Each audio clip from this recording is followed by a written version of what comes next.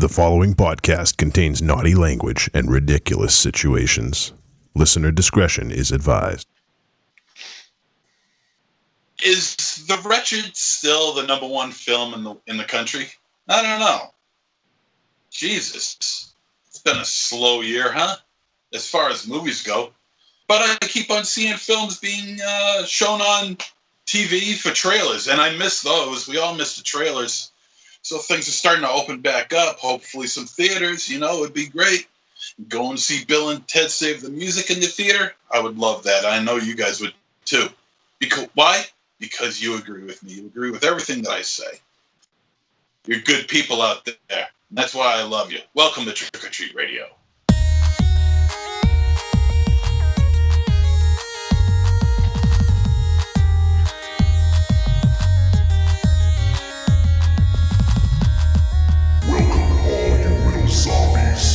You're listening to Trick or Treat Radio, starring the Deadites.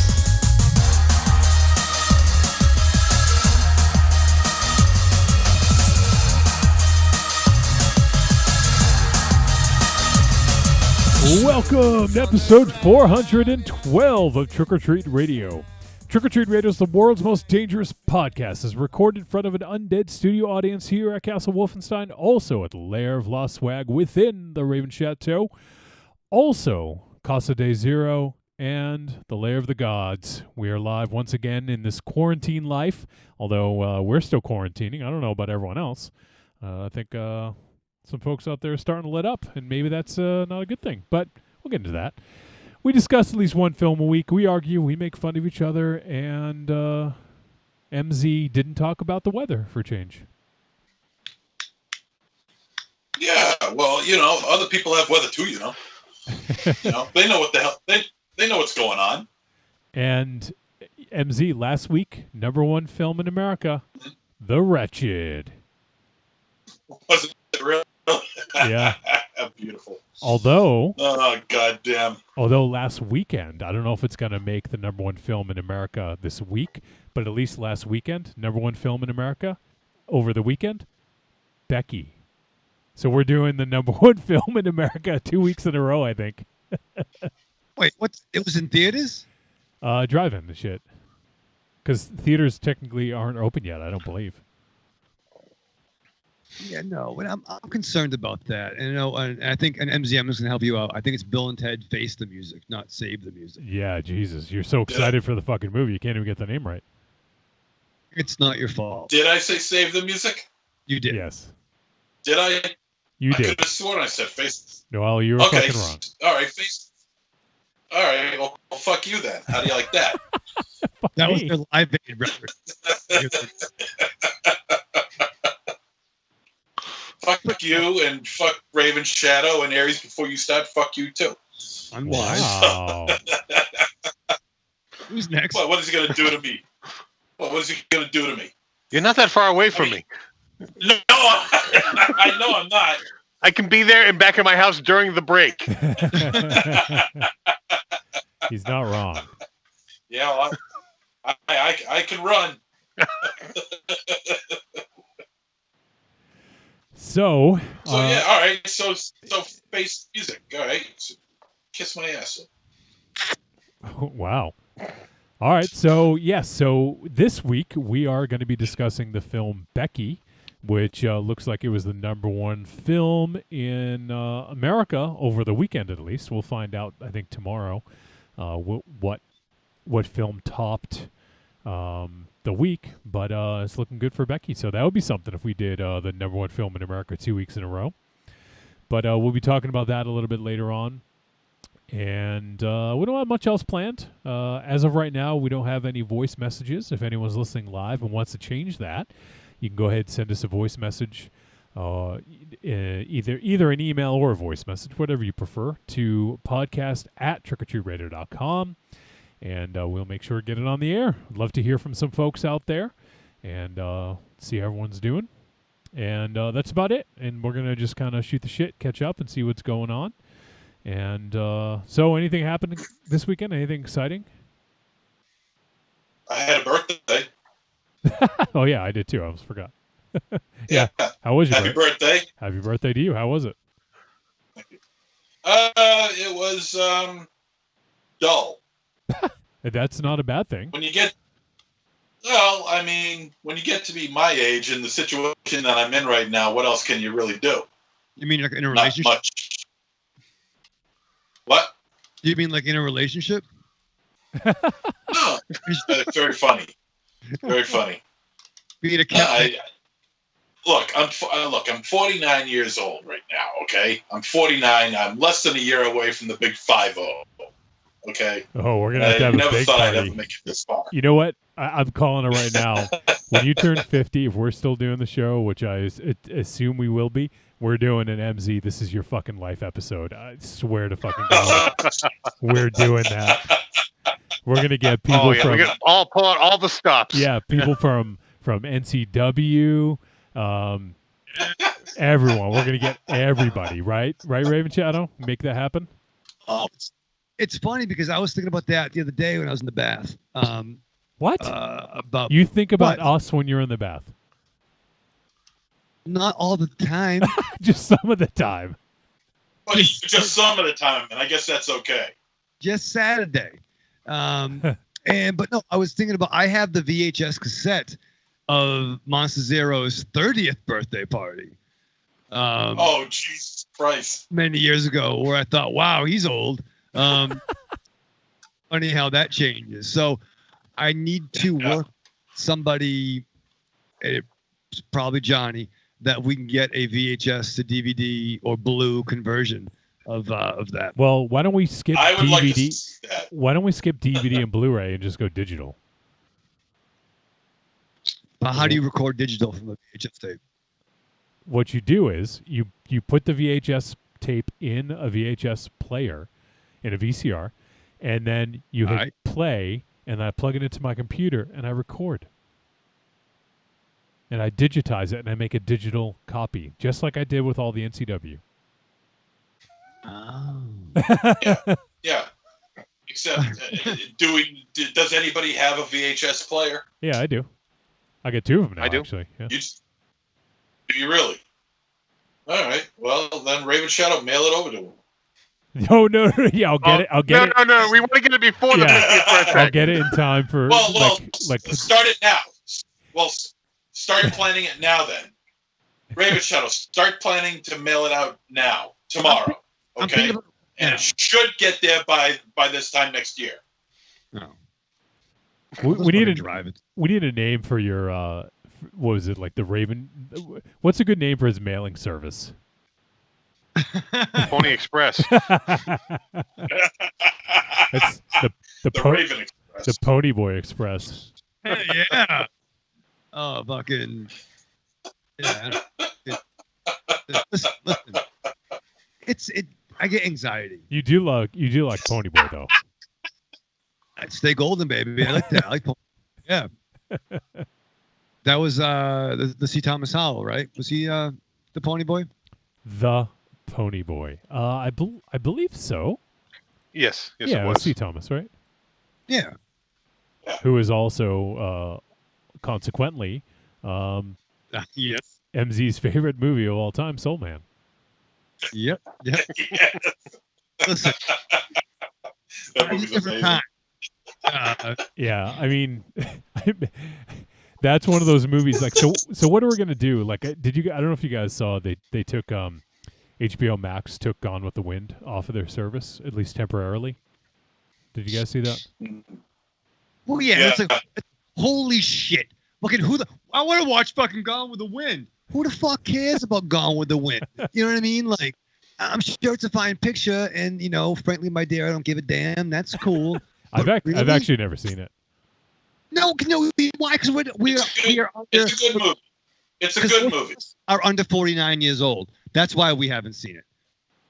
No, it's a good movie. Hattie McDaniel is very good in it. She was deserving of the Academy Award for Best Supporting Actress back in the day. And I mean, I don't understand the whole point behind taking it off of HBO Max to begin with. I mean, what are they going to do? Redigitize it and, No, I think and take her? I think they're putting Put in Rihanna? I think they're putting a warning on it. Yeah, I think it was in like in the beginning, like this depicts a certain time of the world where things were fucking how they were. I'm paraphrasing. I didn't. See it. It's close enough. I didn't. Yeah, I mean, I didn't watch it before I took it off, and I didn't watch it, afterwards. But I think it's like, hey, listen, this was some shit. Here's the film. There you go. It is good. It is a good movie, though. It is a good movie.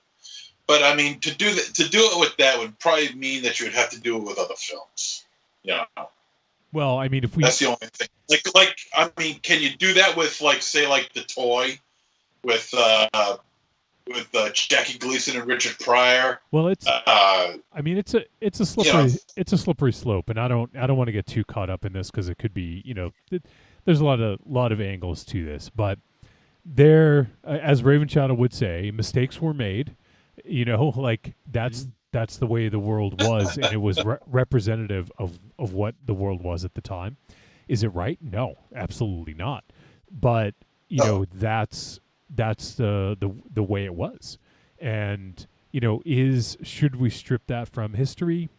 It's not for me to say, but that seems to be kind of a trend, especially. I mean, I'm all for these statues being removed. I'm all for that. We should not be glorifying. Right. Robert E. Lee and these other slave masters and people like that. People who basically came in and stole from, whether it be the natives that lived here or made people into slaves like that. That should not be celebrated at all. So I am totally fine with that. But when it comes to art, it represents a time and a place. And when you wipe that from history, it's kind of erasing what the world was like at that time, so that's why let me just say. Well, let me just say one more point, MZ. I'll let you finish. Let me just say it's not my place to say. This is something that I would want to listen to what other, with black people, what they would have to say about this, because it's not for me to say. But, that's one of the things that is kind of like the slippery slope. Well, I think, if a movie takes place in a certain, and that's the time frame. I mean, you can't make a World War II picture without Nazis, right? Yeah. And I mean, and I'm not trying to be glib. I think if it's set in that world, you have to show whether it's Django, Unchained, The Town, whatever the fucking movie was. You have to have those things. Now, when we talk about The Toy and maybe the fucking C. Thomas Howell joint, well, yeah, Revenge of that's a different topic. But if it's set, you can't have Valkyrie without Nazis. You know what I mean? Yeah, you can't have certain that. And by means, this is by no means an apples to apples or fucking any kind of vegetable to fruit comparison. But there was a thing too when they took the Twin Towers out of Spidey's goggles in the movie. Oh yeah, absolutely. Don't you have the poster there? I do. I look at right now. Thankful of courtesy of your brother, which is, the promotional. There was a big scene of the tower, the Spidey, this classic webbing, a helicopter into it, and once again, this is not fucking same sport. No, not at all. But no, I think putting a disclaimer, maybe that's maybe some pictures when there are trigger warnings, for whatever the kind of thing that happens. But I think, right, in terms of art, if you're telling the story of a time period, you kind of have to show the time period. Yeah, exactly. What were you gonna say, MZ? Do you remember? Well, I was just gonna. I just wanted to say that. I mean, you're not erasing. I mean, by taking down these monuments and these statues, you're not erasing history. You're not, because the history is still there. You're just erasing the symbolism, the celebration of these people, but the history is still there. So for these people to say that you're taking away our history, you're taking away our heritage, you can suck my cock, okay? Because you're not taking it away. It's not being taken away. The history is still there. It's the acceptance of glorifying and celebrating these people. That's what's being taken away. And if you want to learn your history, Open a fucking book, okay? It ain't that hard. I do it all the time. No, you No, don't. you know you don't. Fuck, Don't. fuck No, you. don't. I open a book all the time. He's gonna with do it my right book. now, right? Yeah, fuck. I I got, like 49-year-olds. Give me a I book. got a book around here. Yeah. Good luck finding one. Somebody give me a book. Here's a book. Here's a book. Okay, here's a book. Zodiac. Okay, okay. We're gonna read Zodiac. Here we go. That's fucking terrifying. Monster Zero bedtime stories. Yeah. Yes. That sounds like premium content to me. Does. And what a fucking thing, little fuck. And as far as movies go, yeah, I mean, you have to have you have to have the characters in the movie in order, especially if it's in a certain time frame, like Raven Shadow said. Like, if it's a World War II movie, you got to have Nazis. If it's a slave movie, you got to have slaves and slave owners. It's just, I mean, you can't just automatically just not make those movies anymore. I mean, I guess in a perfect world you could, considering the fact that, you know, honestly, I think we have enough of those. You know, it's been done to death. You know, and I think we get enough. You know, there's always somebody who wants to put their tweak on a story. Like, say, for instance, you know, Dead Snow. Yeah. Okay. Now, Dead Snow deals with Nazis, but there's nothing as far as any victims of the Jewish persuasion involved with this movie. So does this hit home as far as finding itself on some sort of a banned list, or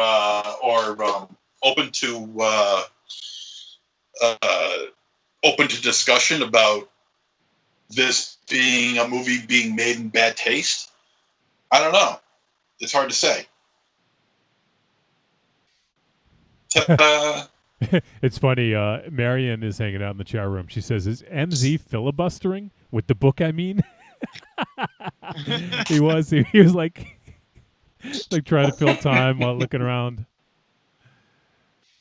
And to be fair, Look, here's another book, okay? Here's another book.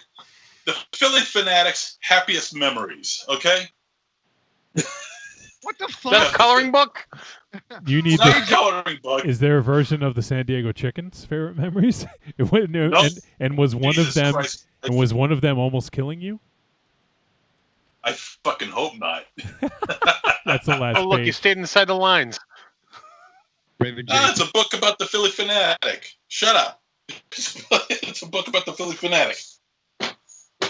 You know how I feel about the Philly Fanatic. You love them. I do. And to Greatest be fair, mascot of all time. smarter men than us have talked about this, but I just want to say, if you lose the war, you don't get stuck in statues, okay?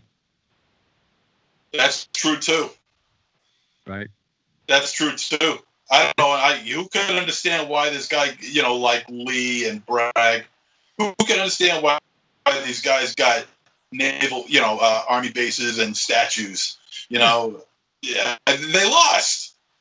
Wait, and by the way, fuck Columbus. Give me a fucking Chef Boyardee, a fucking Tony Soprano statue. And replace it with that. Yeah, I'm sure Tony There you go. Soprano never did anything bad, right? Listen, you know what I mean? Fuck. Love this family. Wait, You know, is, Mama Celeste, is- her statue. is Chef Boyardee safe? I don't know what that I- what the genesis of that is. He's all right though, right? He was, I mean, it's not vegan, Johnny. If you're safe by that, but no, I mean, you can't eat that. But no, I think he's fine. I don't think he was yeah, I know what you're saying. He wasn't like a cartoon. I think he was a dude. But Got a good. so you got a guys good deal. obviously you guys heard about Aunt Jemima and Uncle Ben's too, right? Yeah. That's Yeah. fucking Aunt that's Jemima, long Uncle over. Ben's. That's long overdue. To be Yeah. fair, yeah. I mean, even as a kid, I'm like, that's fucking not right, man. I know, right? Mrs. Yeah, Butterworth. Mrs. Butterworth. Mrs. Butterworth. Yeah. The only one that did not touch it, though, and that I've heard nobody make any mention of yet, and I'm glad that they haven't, is Famous Amos cookies.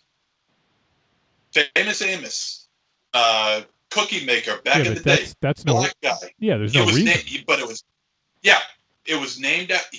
He made the cookies. He named the company after him. Yeah. And his likeness is used to promote the product. So there should be no problem with Famous Amos cookies. And if you've ever had Famous Amos cookies, I have, and they are good. They're They are good. They're kind of shitty. And they're hard. They're really hard. Yeah. Oh, Yeah. you guys are rough. They should remove from the market for being shit. Yeah, never being inappropriate. I like Famous Amos. The chocolate chip cookies, You I like- thought they were good. You like Famous Anus. Yeah. Don't eat fucking cookies at the airport, man. Fucking go to the store, man. Those are shitty. Get some fucking Toll House. Who the elves? The elves, Keebler. Well, fuck those elves. We're You know really what I mean? going off on brands tonight. Yeah. By the way, if you're a Washington-based football team or maybe Yeah, a no Cleveland-based baseball team, now's the time, gang. Come on. Yeah, you know, Come on, call. You know, it's funny. I even saw them like tweet out in support of Black Lives Matter. It's so tone deaf because people are like, "Thank you, Washington racists." Like it's so ridiculous. Yeah. Like they just don't get it. You know what's weird is that just last year or the year before they got rid of the Chief Wahoo logo on the Cleveland Indians jerseys and hats. Yeah, they got rid of the Chief Wahoo logo, and it's weird. I was in Lids the other day, and You're just I going was out looking around. everywhere. You're just going out fucking gallivanting, shopping. just Fuck this quarantine, right? well, Wolfie, you can go out, okay? You can go outside and do things, okay? You can do that. You just gotta wear a mask. Or are you one of these pricks who don't like to wear a mask? Yeah, the guy who doesn't like to go outside is a prick that doesn't like to wear a mask. Well, is that the reason why you don't want to go outside? I wear a 'Cause you mask. don't want I to wear a mask walking Aussie. Oh, God. People can go out. You can go out. Yes, you You can. really can. But- you just got to be careful. That's all. But you're going out because you're fucking bored. And is that a problem? Just find something Yes. to do. Yes, yeah. it is. Yeah. Did you get an application at the Lids? Is that why you went to? No. I get CMZ working at Lids. Yeah, they're gonna buy this fucking hat. Never breaking the brim on the hat. Hey, what do you guys want? No, I went to Lids just to look around, and I saw that they still have. What are you laughing at? Just to And look I around. saw that they have. And I saw that they still sell the Chief Wahoo hats. Oh wow. Okay. And I'm thinking to myself, well, that's a little odd. I thought they cut that shit out, but they still got them. Yeah. Not even at like a reduced price or anything like that. Like Well, I'm they sure. still have. Well, I'm sure they still sell them. They don't wear them. I know that, but I'm sure there's still a demand, which is unfortunate. But just the fact that they still sell them and offering them to the public is just bizarre. And I mean, in order for that to happen, Major League Baseball still has to be printing them up, or Rawlings or whoever makes them, 47 something or other. I'm just surprised that they still make them. Yeah. Yeah, I don't know. It's just odd. It's just odd to me. But I thought that was a little weird. Then I went out, got myself some new kicks, and went home.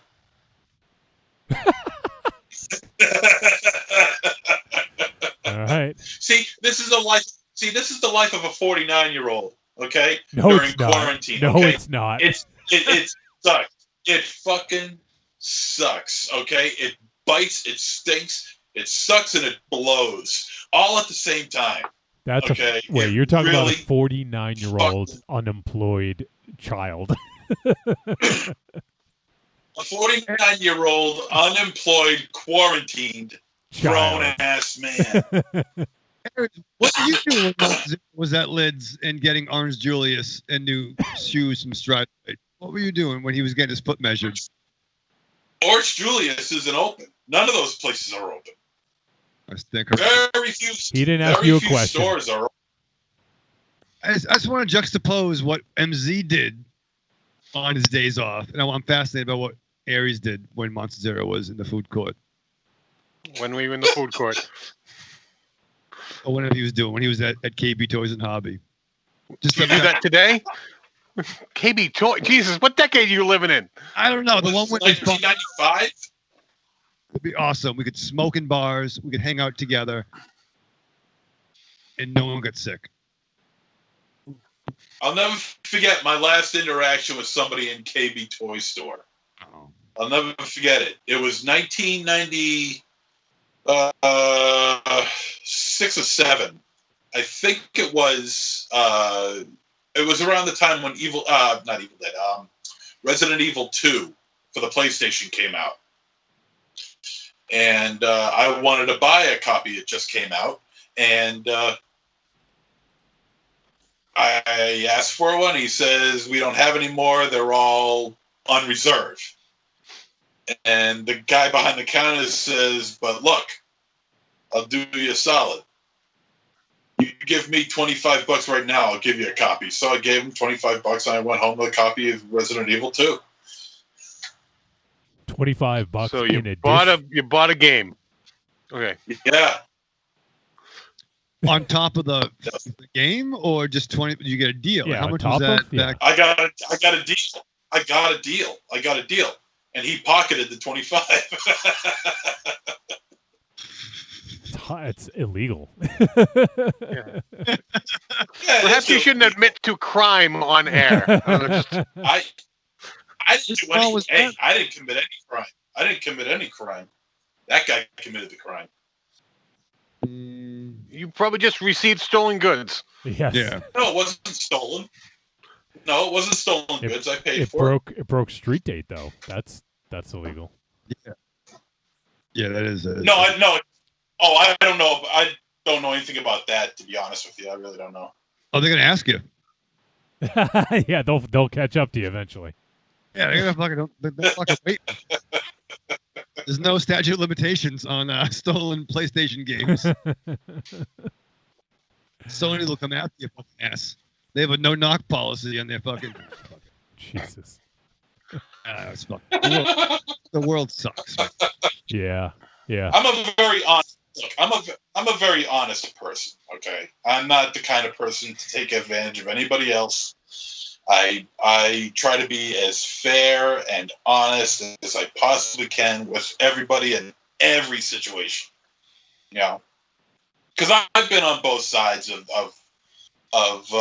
that kind of fight. You know, so you know where I've been the victim and I've taken advantage of people. You know.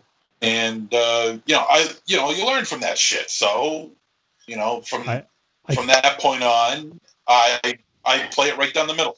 MZ, I said we're doing This Is My Life next year, not now.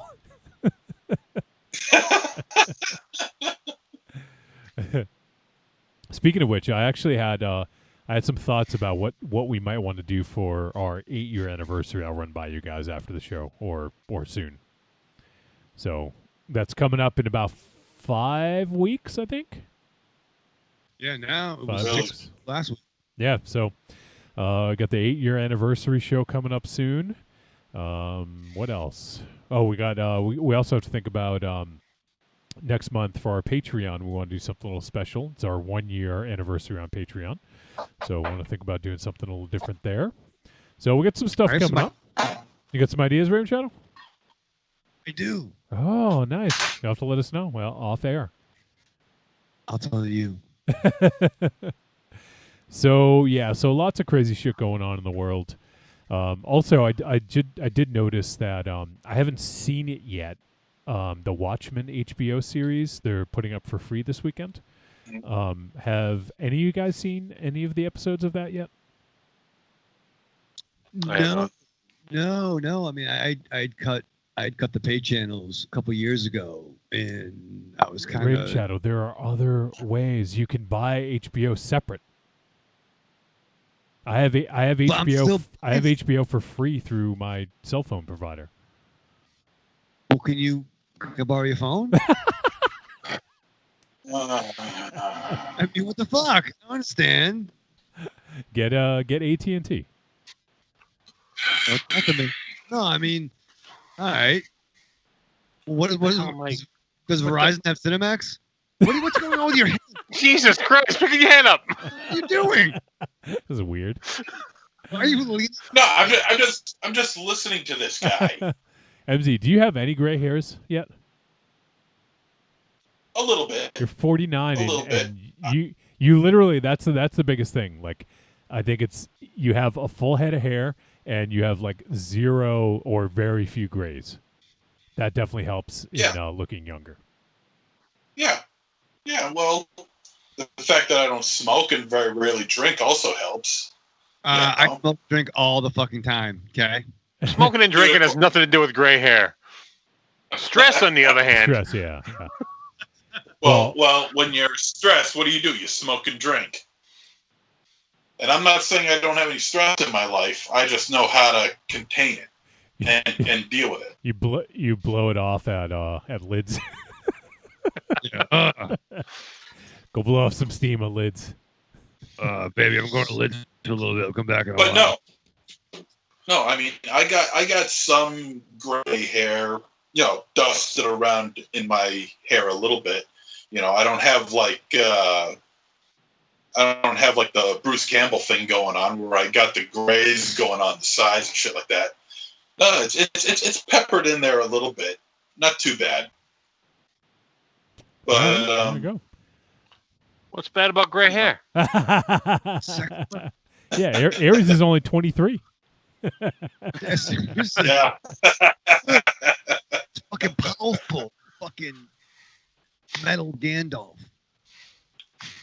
Although I somehow think that Raven Shadow has something. I think you're afraid of gray hairs, Raven Shadow. Not like fucking like they're gonna come to get me, like fucking Bob. No. I mean, if I got him on a beard, I'll pull him out a little bit, But I think I'm doing all right. 43. I think Corny led on to something about you using Just for Men. Oh Jesus! You keep coming back to that. Man. Yeah, I do. With very good reason. What do I know about that? I don't know about formulas and compositions. Look. You see the rest of us. You see Wolfie, you see Aries, you see myself. You are the most vain son of a bitch I have ever met in my life. Wow, okay? Ever? You have to make he has to make sure that his hair is perfect for a radio show, okay? When there aren't any cameras going on. Johnny. I mean, and when the cameras are on, he's the furthest back. He's the furthest away from a camera. So who's gonna know? But he has to make sure his hair is nice and perfect and coiffed and parted down the middle, looking all fluffy and sheeny and shiny and all this other crap. And he's a vain individual. He's a very vain individual. Wow. MZ, okay. he's gonna know that too. Thank you, Johnny. Yeah, Bruce Wayne. Yeah, no, listen, I got fucking medical problems. It's a fucking psychosis going on. And I got fucking things that I'm trying to work out. You know what I mean? And I got fucking problems. I mean, I got some facial hair that's turning gray, and it doesn't bother me. If I grow a little bit gray, that doesn't bother me. That makes you look distinguished. When you get older, men look distinguished. That's the old adage, When the gray hair starts settling in, that's when men start looking distinguished and regal. And I'm regal. Am I regal? No, you're an exception to the rule, Aries. Wow. Like Kenny Rogers. It reminds I'll be me of. fucking again. It reminds me of. Do you guys remember William Regal? Well, when he had the real man gimmick. Yes. He's a man. Oh, yeah. Such a man. Oh, Yeah. Boy, am I glad they got rid of that gimmick. Oof. Regal's awesome. Really, I love William Regal. He'll punch you for real. Oh, let me see. I gotta find that theme because it was fucking hilarious. We love that, right? That was Yeah, here it is. that was Here it is. early 2000s. He's a You-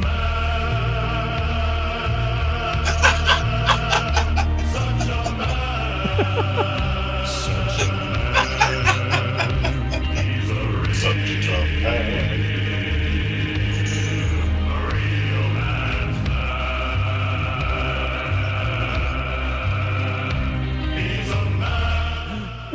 He's like squeezing From his now own. on- Yeah. From now on, when we do the show Orange intros, juice. I just want this music played instead of you giving the whole laundry list for me. He's like squeezing his own lemons and shaving in the woods Yeah. and carrying like bags of gravel over his shoulder. Aries did that today Yeah. by 10 a.m. Using a backhoe, using an axe. And what did I do to you? I squeezed your lemons? What? Whoa. I mean, and it's been a while. Till the juice ran down his legs. Ooh, freshly frozen. No, but no. I'm saying you're putting you over because you're a big dude. You're a man, dude. Fucking dude. You know what I like to know about that We're all song? men. You know what I like to know about that song? I like to talk to the guys who sang that song. Like what the how are you like introduced to the idea of singing this song? You know? I like to hear some stories behind the people who sang some of the WWE theme songs. What, I think they were handed a check first and then told what they were going to do. Yeah. It's like, You know, that's very John Carpenter of them. Like the guy who sings the Kevin James theme song. Yeah, it's like, yeah, hey, he's fuck. exactly. Like Guy's a fucking Mountie. Make a fucking song. Or like, it's 20 man. Write a fucking song. Or Duke the Dumpster Here's Drosy. $10. Yeah, I mean, you do what you fucking Or- told. or Dusty Rhodes. It's Dusty Rhodes or $1 Million Man Ted DiBiase. You know, money, money, money, money, money. Coco Beware. Who else? HBK. Who else? Fucking HB. Well, that was done by Sensational Sherry. At Then first, done yeah. by Shawn Michaels. You know, I mean, who else?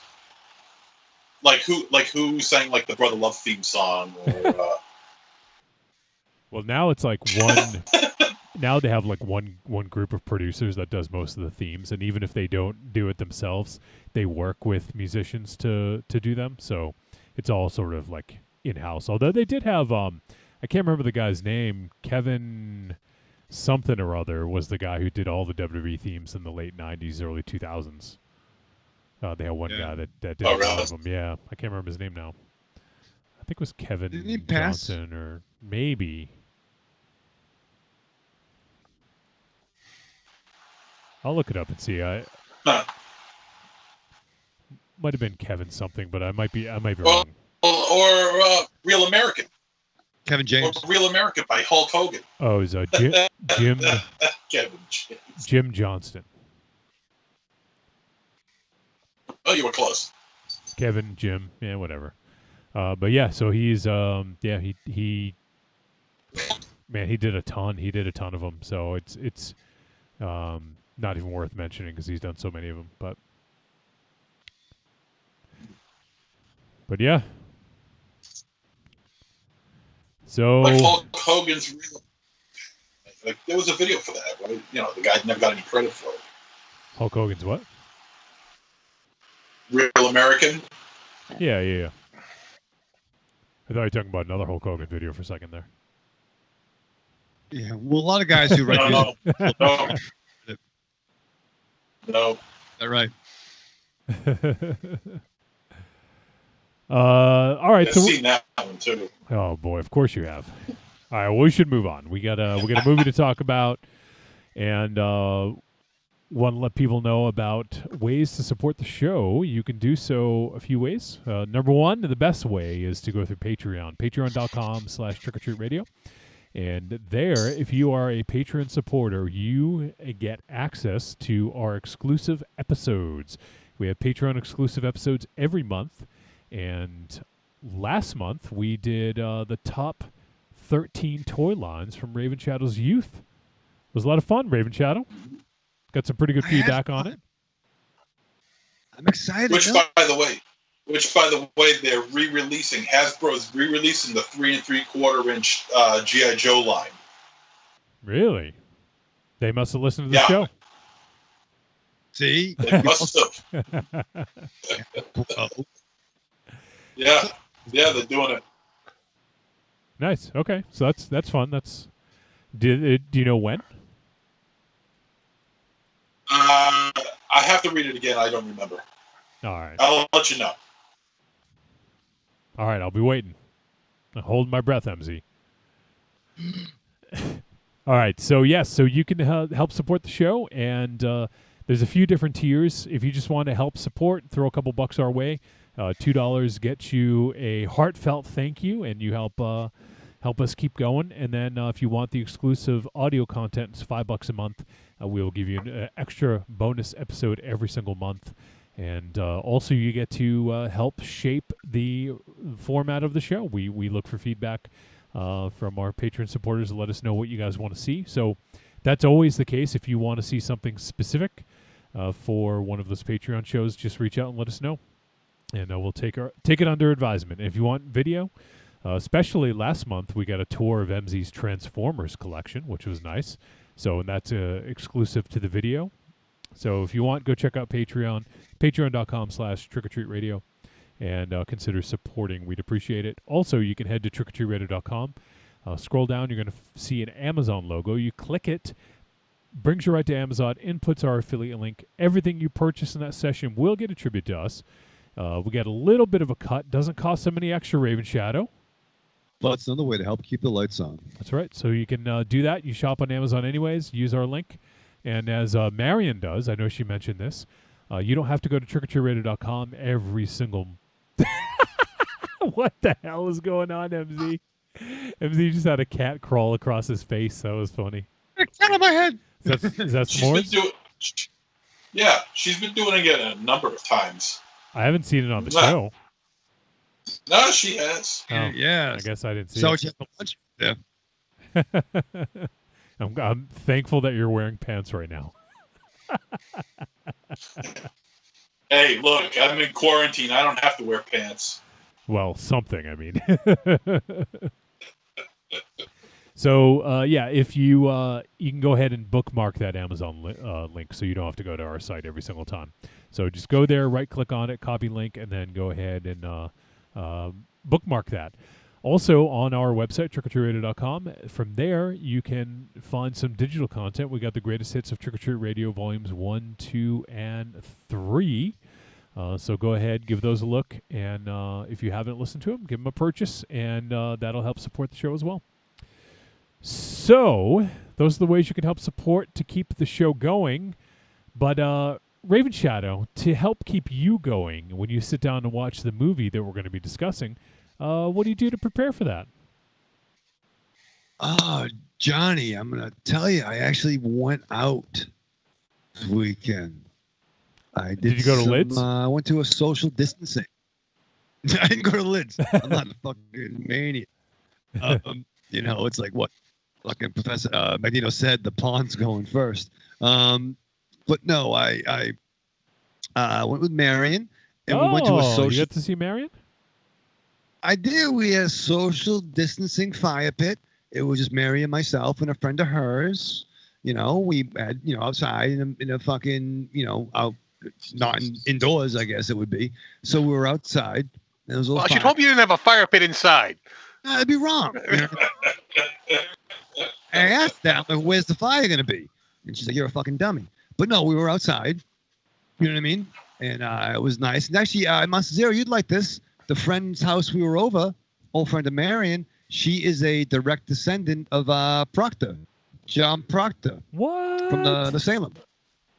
Yeah, yeah. Yeah, Proctor! see, now you're fucking interested. Yeah, Proctor! Proctor!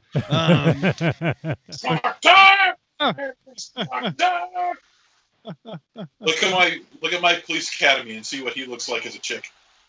Yeah, you're gonna fucking stop that because I'm getting weirdly aroused and concerned about how you're spending your time.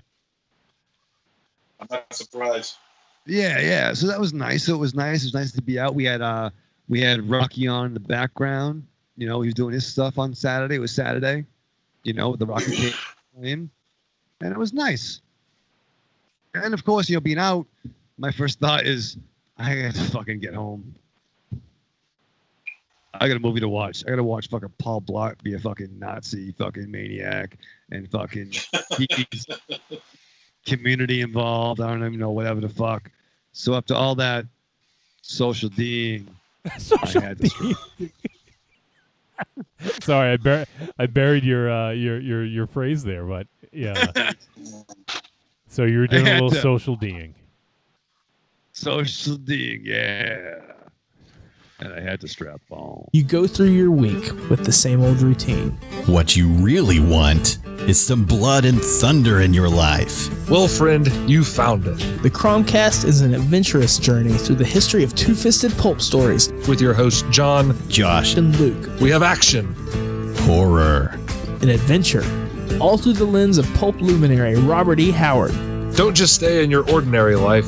Find your pulp life at thecromcast.blogspot.com. The Cromcast. The Cromcast. The Cromcast. A podcast for the barbarian at heart. Trick or Treat Radio, man. That's where it's at. That's the new Fangoria Radio. Oh, delicious nerds. Ms. M knows you like to chat it up with other sexy shut-ins about comics, movies, video games, and your favorite TV shows. If that sounds like you, cuddle up to the Trick or Treat Radio Facebook group, or the FIB. That stands for Fan Interaction Board. Just go to Facebook and search for Trick or Treat Radio and have more fun than a Jedi at a lightsaber sale. Not enough? Watch us on YouTube, The Deadites TV, all one word. Last but not least, check out the world's most dangerous talk radio show, Trick or Treat Radio, at trickortreatradio.com. Trick or Treat Radio is the greatest podcast ever invented. The spelling is very bad. I'm not sure who wrote this. And the Deadites,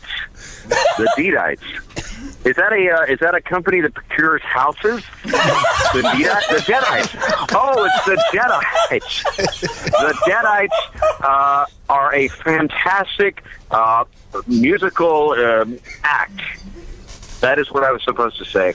And there you go. There it is. Cheeseburger. Remember to rent The Fly, because that's a good movie for making love to. Jeff Goldblum, thank you so much for joining us, and hopefully we can get you on the show again sometime soon.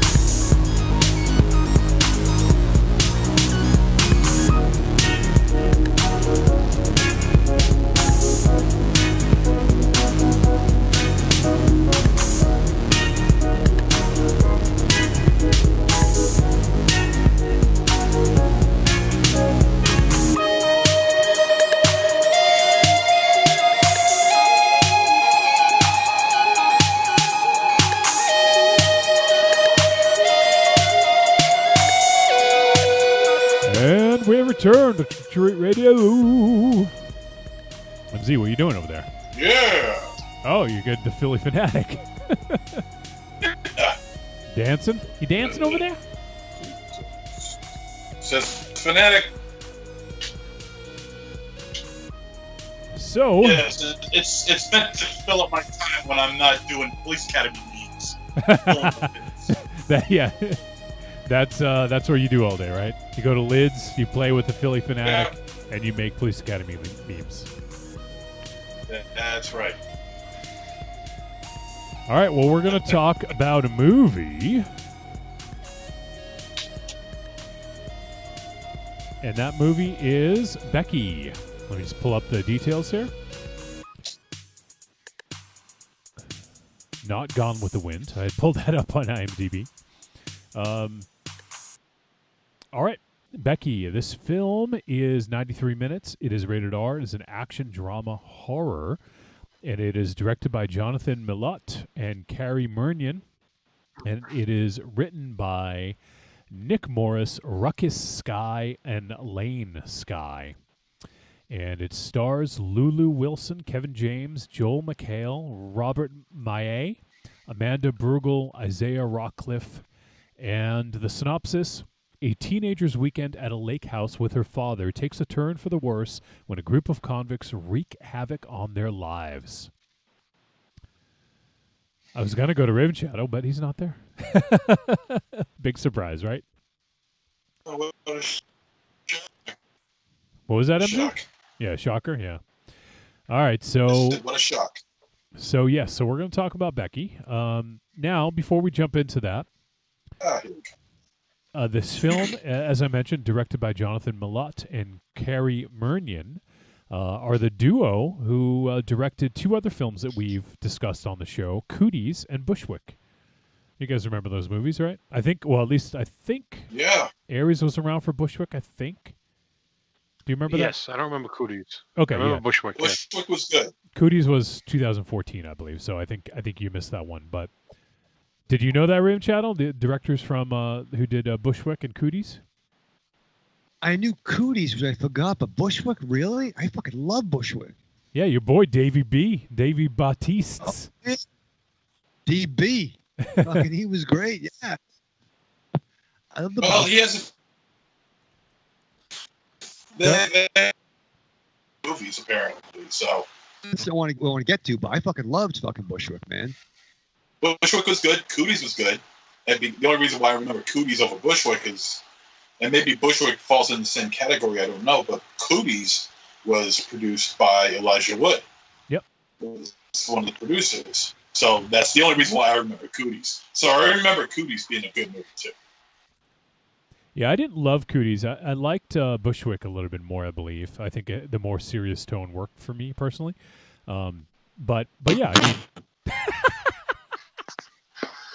Nice one, MZ. God damn it. Was it by a dart? What the fuck happened? Might as well have been.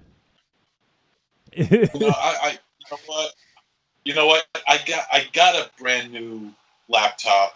I'm gonna have it taken care of this weekend. Taken care I'll of? start using it. What do you mean taken care of? I'm not getting into the specifics with you. I just got a new laptop, and I'm going to start using it next week. Okay. Okay, there you go. Well, you know what? So you're buying new shoes, new hats. You buy. Did you go out shopping for the laptop? Yeah, I went out shopping for the laptop. Well, not really shopping. Well, no, I did go shopping for the laptop. Did you give a guy $20 for your laptop? $25. I wish. Was it I fucking fucking wish. breaking the laptop on the fucking corner of up.com? What the fuck is wrong with you? Is that what you're doing? I'm concerned. All right, so just talking about the film a little bit, and so obviously I think before we jump into this, seeing the cast, the one who jumps out, I mean, I guess a couple jump out, like Kevin James and Joel McHale. Both known as comedians, right? I guess Joel McHale's branched out a little bit more in terms of like doing like Community, and he's been in a couple other movies. But both these guys are probably more well known as comedians, right? Would you say? And that's what marked me, because I mean, with Marion, like she got me turned on to Community. Ooh. And yeah, no, and I take the fuck out of that show. At least the first 3 seasons. But he was the guy that took over on like Talk Soup. He was in Ted. Yeah. And most recently, he was Skyman, but he was billed as Starman, the Stargirl show. But I was excited for that. And while I'm not a big Paul Blart mark, or whatever the fuck Kevin James does, I mean, I'm whatever. I don't hate the man, but it's not normally my cup of tea. Yeah, honestly, I can't say that I've seen much that he's been in, to be honest. I mean, didn't he do that? What was that show he was in? Kings and Queens or something like that? Was that the name of it? King of Queens. King of Queens. Yeah, he did the Kings of Queens. He was. We all called it something different. Grown Ups too. He was the Kings of Queens. He was the King of Queens. What's the name of it? The joint with the firefly. What? He was also in Grown Ups and Grown Ups 2. He was in Paul Blart 2, still Blartin. Yes. You're making that up. It was not called Still Blarting. It was called Still Blartin. Okay. If that's what you're... He was the one with that Stanley where they had to pretend to be like a couple, weren't they firefighters, and they had to like pretend. Yeah, it was like Doug and Chuck. Yeah. Yeah. Oh yeah, that's right too. Yeah. But he was unrecognizable in this. Not really. He looked like the Big Show. Big Show meets here. I fucking. Is it fucking Fisher Price, my first hands? Are you having a stroke? I might get some duct tape. Fucking Peter Parkinson's up in here. Fuck. Fucking Parkinson's. Well, hopefully you get your laptop this is the shit that happens. all squared away. This is the shit that happens when you get in your old age, you know. Better get a fucking. But the one thing that I'm surprised nobody has mentioned yet, and it was the first thing I noticed, was Robert Mallet. I mentioned him. You guys know who Robert Mallet is? Fuck yeah, it's Kurgan, Yeah, man. you said it. Exactly. Well, I hadn't got Kurgan. Yeah, we really just started talking about this shit. We're still on Kevin James. Give us a chance to branch out a little bit. He is the main, antagonist. So I was gonna get to the number 2. Yeah. Robert Maillet is unfortunately always the number 2.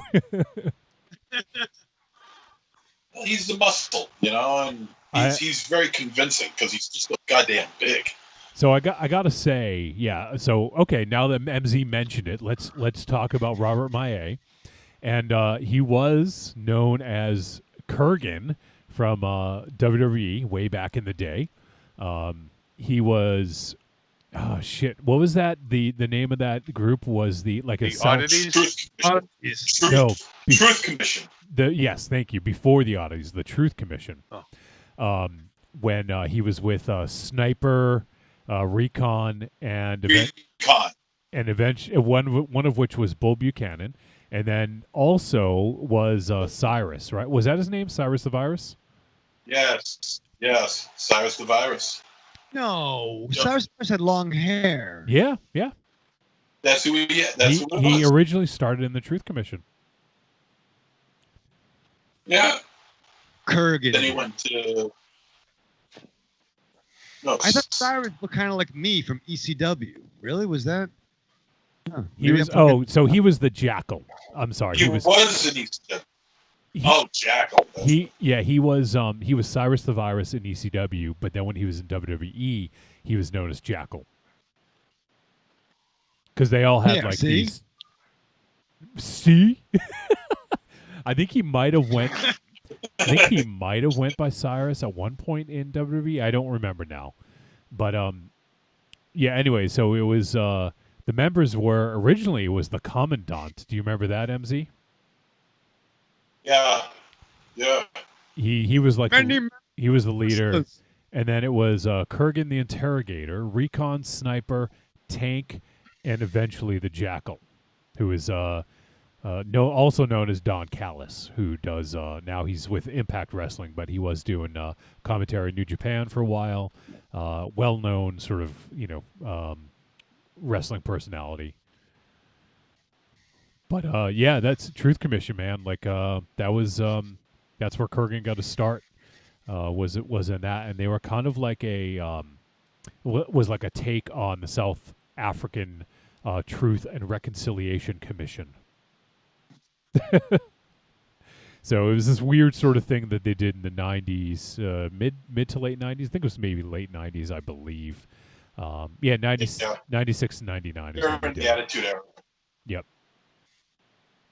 So yeah, so that's when I first knew about Kurgan, aka Robert Maillet, and then from there he went on to be in the Oddities, as we talked about, with ICP and John Tenta. What do you remember his name in that? MC? Golga. Was that it? Golga. Yeah. Yeah. So it was in that in the Oddities also. No. He wasn't Golga. Wasn't there Giant Golga? What was no, Giant. Was John You're thinking. I don't remember. You're thinking of Giant Silva. You're juxtaposing them. Silva. Yeah, so it's Okay. Giant Yeah, Silva, you're right. and also Golga was John Tenta's character.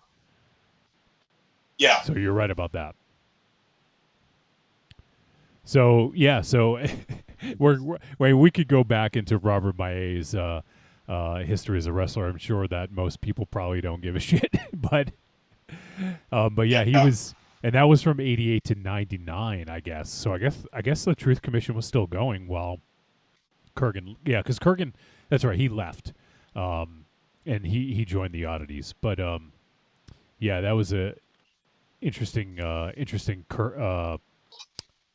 stable with Sable, and was in it for a little while, as well as Luna Vachon. Luna. Yep. Yeah. So. Oh shit. And nowadays, apparently, when ICP is more reasonable than Republicans, I think we got something to worry about. It's fucking weird. Fucking Violent J for fucking president. Yeah, no shit. I'll take that. Jackie 2 Dope Violent J 2020. Fuck. Could be fucking worse. It could. It has been. I would kind of be okay with that. Like, it's, you know what? Fuck. Yeah. Fuck it.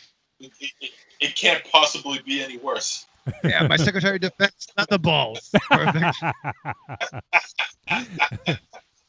Where's Cactus Sack? Where's he falling? Yeah. Look at this fucking dignitary Guido. Fucking guy. All right, so from there, Robert.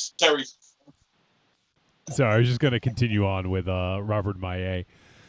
So from there, he ended up getting into acting, and I think the first film I saw him in was 300. You remember that film, right, Raven Shadow? You love it. Oh, fucking time, man. Fucking Spartans being all fucking oily. The hairs are flowing. They march. Is he in that? Who was the first he? movie I ever saw him in? The first movie I saw him in was Sherlock Holmes. Yeah, that's what Marion was saying. She's fucking. He was in 300. Is under a lot of makeup. Yep. He was like one of the monster type characters. One of the, like, was he a Persian? Was that the? I'm trying to remember. I don't remember the name. Yeah. He was 297. No, was he? Was he the one? He wasn't a Spartan. No, he wasn't a Spartan. Was he the Hunchback? No, he wasn't a Spartan. He was one of the people the Spartans were fighting. Google it. Oh fucking. Moving on. All right. Gold dust it. Golga. Yeah, he was he was uber immortal in 300. Yes. I'm trying to see if I can see his name. Was that the name? Yeah, I guess it was. I don't think he really had a name. I mean, it was just kind of a big guy they fought and defeated. Yep. I can picture him. Yeah. That's a fucking movie. Who watched that? You can watch that anytime you want. Yeah. I do. You don't need us to tell you what to do. But so we got John. Is that satisfy your Robert Maillet talk, MZ? Were you glad we talked about fucking Kurgan and his entire wrestling history? Are you happy about that? Yes. Okay. Or did you want to bring up every movie he's been in? Yeah. No. Thank you. We have reviewed a couple of movies with him in it, but I'm not content. Move on. We did Monster Brawl when you play Frankenstein. Yeah. He was also in Deadpool 2, Raven Shadow, as Sluggo. Like from fucking Willy Wonka? The Nancy comics. It's not Slugworth. Aries is just gonna give up. That was surprised the fuck out of John Depp, but fucking Kurgan as fucking the remake. He'll fucking take you to fucking town. Jesus. He's a big bull. And I was watching that, I'm like, he's a wrestler, right? He's got to be a fucking wrestler. I knew it. I called it, like the Atomic Dog. Did you not recognize him? Yeah. I knew he was a wrestler. I didn't know. I mean, I don't watch a lot of fucking Kurgan tapes on YouTube. I mean, you know what I mean? Like, well, he showed up for like a half a second. I was like, that was Kurgan. Like, he was in the lineup, like the first shot. Yeah. Well, yeah, he's very easy to spot. You can't miss him. Yeah, well, to be fair, I mean, he's no Giant Gonzalez. I mean, what am I gonna fucking do? I mean, I knew he was a fucking wrestler. He had a beard. He never beard before. Yeah, he did. He had a beard. Yeah, he did. I don't know. He looked good. He looked handsome. All right, let's talk about the movie. How about that, Raven Shadow? Please. So I really enjoyed the way that this movie started out. So we got, we get to meet Becky. We see sort of what's going on. At the very beginning, it's kind of the end of the film. We do this kind of like flashback thing, which kind of an interesting choice. But then when they go back and kind of show Becky and Dominic is the character played by Kevin James, just showing the parallels between like, what's happening to them. And like, I just thought that was an interesting way to show this sort of collision course for these two characters, I thought it was brilliant. And in fact, I didn't quite know it was two different storylines going on. I thought it was a weird, like, I don't know what the smart word to call it, but like a trope of, taking upon, high school and prison. And once again, not entirely apples to apples comparison, but like, you just see some similarities of being in the yard. Oh, absolutely. Absolutely. Of his jib where it's like, oh, these are two characters. It was pretty rad how they did it. Yeah, no, I thought it was really well edited too. I think that's where it really shined, the way it was edited. So I definitely enjoyed that. I liked how they sort of started out here, and then we sort of kind of starts to focus a little bit more on Becky, and we find out that things are kind of going from like bad to worse with her. Like, she gets called out of school, like kind of embarrassingly, to get picked up by her dad, and then as she's with her dad, we find out that there's some stuff going on, like she's stealing stuff, just kind of a little bit of a rebellious youth. I wouldn't say that she had problems that other kids necessarily, don't have to deal with. Obviously, she also lost her mom. Well, she's going through some personal issues. Yeah, she's going through some personal issues where, you're going to start acting out. Otherwise, she's a pretty decent kid. Yeah, I mean, she's got her head screwed on tight, I guess you could say, but yeah, there's definitely some stuff there. But she's also 13, if I'm not mistaken, or 16? Yeah, no, 13, I think. So 13. Oh, I thought she was 16. No, they say 13. They say 13. Yep. Really? Yeah. So, for a 13-year-old, I mean, that's kind of like a rough transition time. I remember when I was 13, I wanted to hang out with my friends. I didn't want to go like hang out with my family, and especially with her mom, no longer around. Like they show that scene where she's watching videos with her mom and kind of reminiscing and stuff like that. So obviously she is definitely missing her mom, and her dad is trying to move on. And we get this sort of interesting sort of look at it where, as a kid, like she doesn't want to move on, right? She misses her mom, but the dad, obviously, I mean, he loves his daughter, but he wants some companionship, right? He wants someone in his life, and that's a tough kind of situation to be in, to manage those two things, I would imagine. And what's good for you may not be good for what your daughter wants, So I thought that they actually did a really good job of portraying that sort of divide, that growing divide between them, of Becky being this teenager who is just sort of now dealing with getting older, being a teenager, and then also dealing with the death of her mom and wanting to keep her in her memories, while the dad is kind of moving on and, in a sense, trying to bury those memories, in a sense, So I think they did a good job of showing that, and I think that really this film is a really an opportunity for the actress who plays Becky, Lulu Wilson, to really shine, and I think she did. I think she did a fucking phenomenal job in this. Oh, she was fantastic, and I think taking it back to it, I mean, you learn that there was a passing. The mother passed away. And I was trying to zone in on the actual time that elapsed from when the mother passed to. I think they said it was a year. A year, so that's pretty quick. Yeah. And I have some. I see community side, and I understand it, but then I don't understand it in a sense where I would think that, I mean, it could have been a fast deterioration, or it could have been slow. We don't know that, but I don't think that Becky is that much older when we meet her than when she was making those films with her mother. Yeah, you know what I mean. There's not a big age jump. Yeah, and it could be I fair think to they said it was a year, if I'm not mistaken. I don't know if you guys remember, but yes, it's still pretty quick. So, and maybe the dad. Maybe I would say the dad is obviously seeing. I could see the family trying to protect Becky as much as possible. Maybe I'm projecting, but the father involved in something. He's seeing probably the darker side more than anybody else in the family. He's seeing it more than her parents and his parents, and maybe even Becky, and that's part of the cycle, right? Going through the death of your wife, who you love.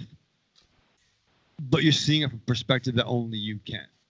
And even the child can't necessarily see that perspective. So when the father may have come to his terms of grief and loss and next steps, it's ahead of the child. Right. And this is, I mean, and there are different, different situations where she doesn't have a mother to look up to, especially as a woman who's just turning, a girl who's turning 13, becoming a woman, whereas, obviously it's super sad for the father too, because he lost his companion, his partner, his wife, but he can move on in a different way. Whereas, Becky will live with this every day, for the rest of her life, that she doesn't have a mother, and I'm certainly not diminishing what, the dad, I forget his name, but what the dad would feel, obviously I'm sure he was sad. Jeff was Joel McHale's name in this. So I'm sure that he was broken up about it, but at this point he's moved on, and you can tell he doesn't quite understand by some of the way he presents the conversations that he has with Becky. It's like, doesn't tell her about the fact that his new girlfriend and her son are coming to stay with them for the weekend. And she's like, oh, you never told him. Never told her. And there was some similarities with, was it the Lodge that we saw a few weeks back? Yes, yeah. You know what I mean? Which, once again, you got to move on. That's the circle of life kind of stuff. It's easier said than done. But maybe if you're in a new relationship, make sure your child's on board, at least likes the person before you bring them to a secluded location and drop major bombs on them. Right. Yeah, exactly. And Well, that's not always a convenient thing. Quote unquote replacement mother is never going to be welcomed in. It doesn't matter whether it's a year or 10 years. This woman is never going to be welcomed in open arms.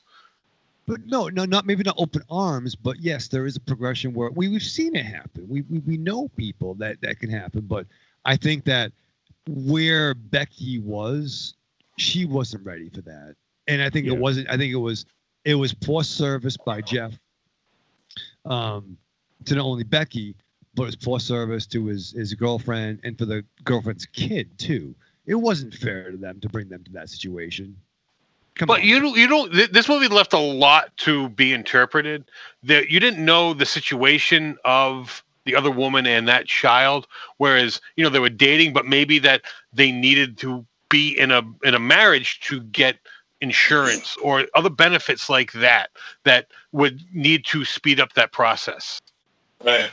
And if you notice, her child, the little boy, I don't remember his name. He's, and I'll talk about this later on, but he seemed completely unfazed by the fact that his mother was seeing another guy who wasn't, his father. Well, so my guess is while he seems to be taking it in stride, she is just breaking up over it. Well, my guess is that he's met Ty, the child, several times. So it probably wasn't a big shock to the child, to Ty. Well, no, I'm not. No, of course not. I mean, these two have been dating. They, and they've made the decision to decide to get married and become engaged, and it doesn't really seem to bother the little boy. But it does seem to bother Becky. So, like I said, I'll get into this more about the little boy later on, but it just didn't seem to faze him or bother him as much. Well, he just seemed quiet and shy and scared throughout the whole thing, throughout the whole initial meeting there. Like he may have already known, like they may have already broken this to him, and he's just in that he's a small child. He is just going to remain quiet, and that's what he did. He wanted her to like him. Beyond that, he wanted Becky to like him. Beyond that, he didn't. He just was kind of hugging his mother, staying on her leg. Yeah, that's one interpretation. Well, and the other thing too is we don't know what happened to Ty's father. Becky is obviously dealing with the loss of her mother, so the idea of someone replacing her is not welcome. So totally understandable.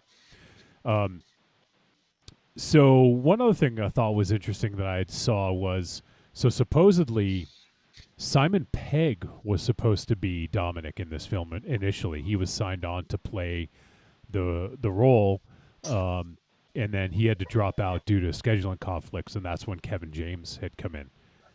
Imagine Simon Pegg playing a neo-Nazi. He's with a shaved bald head, a big-ass beard, and a big swastika tattooed on the back of his head. Well, he doesn't necessarily have to look like how Kevin James looked. No, right, I know, but I'm just going by with what I see. And I see I see nothing but a big-ass fucking swastika tattoo on the back of his head. But you know what?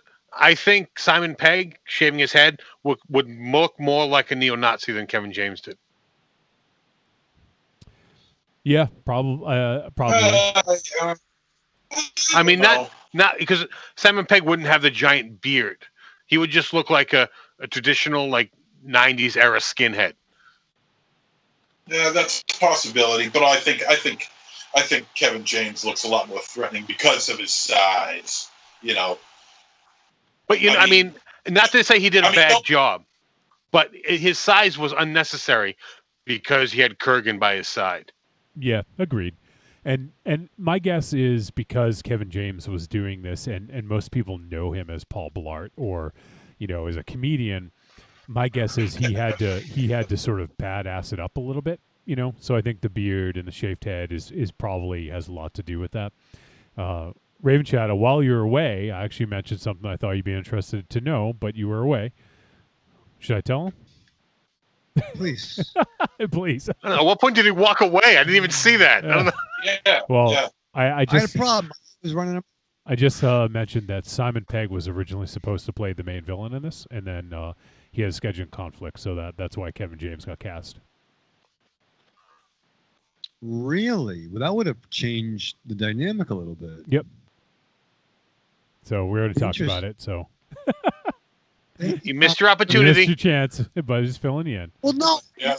I had Ollie was fucking out of his mind yelling You don't at have the to fucking make doc. excuses. That's all I'm right. not making excuses. I'm making a statement to my fan. Okay, I apologize. I wasn't there for that. Your fan. Yes, I'm not sure who it is, but whoever. Yeah, that person- speak up. It's above you. That's your one and only fan. Look out. I thought you meant God. No, he's not a fan. Well, to be fair, I'm not a fan of his past work either. So fuck it. His past work. What Yeah. what has he done before? What movies has he been in? A lot of fucking floods and locusts, Johnny. You know what I mean? I saw Magnolia. I don't fucking know.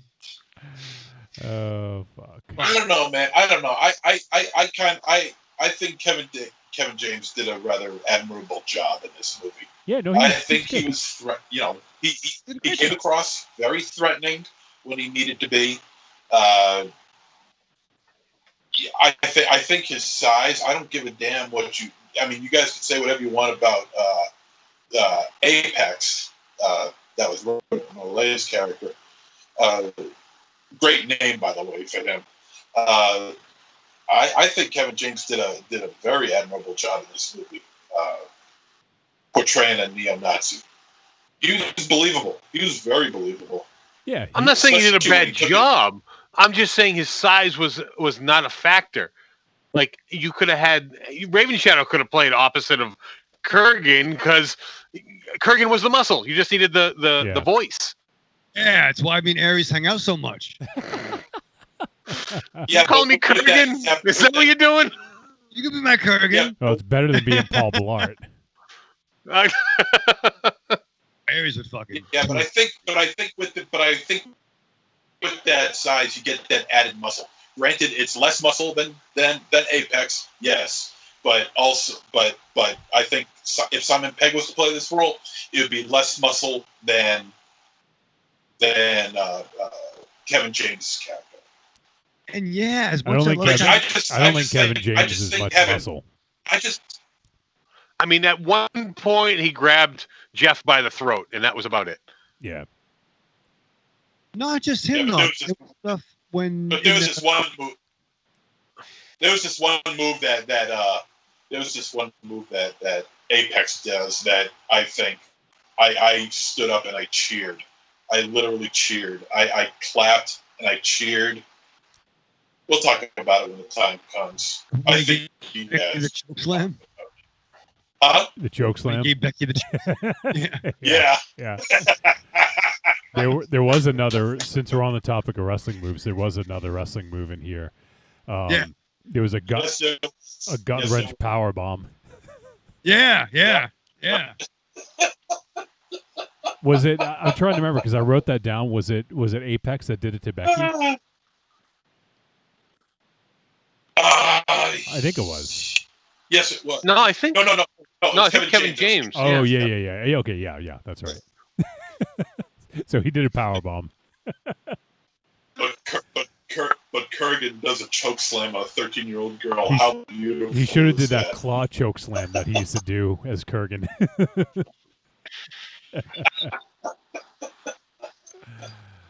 Oh man. So I want to talk a little bit about what I think.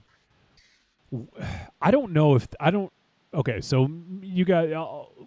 Let me go to the next couple things I want to talk about. So obviously we had 2 dogs in this. You knew with 2 dogs, right? One was going to be okay and Yep. one was not, right? You know, Yep. put it this way, That's it's how it fucking always goes. racist fucking group Yeah. stalking a family, and they have 2 like masculine dogs.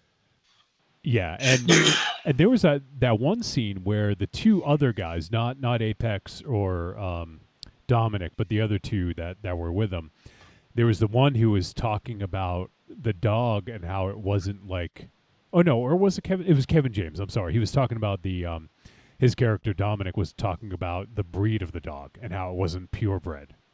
Yeah. Which Right, because he used the gimmick of, I lost my dog. Well, you didn't say what kind of dog you had.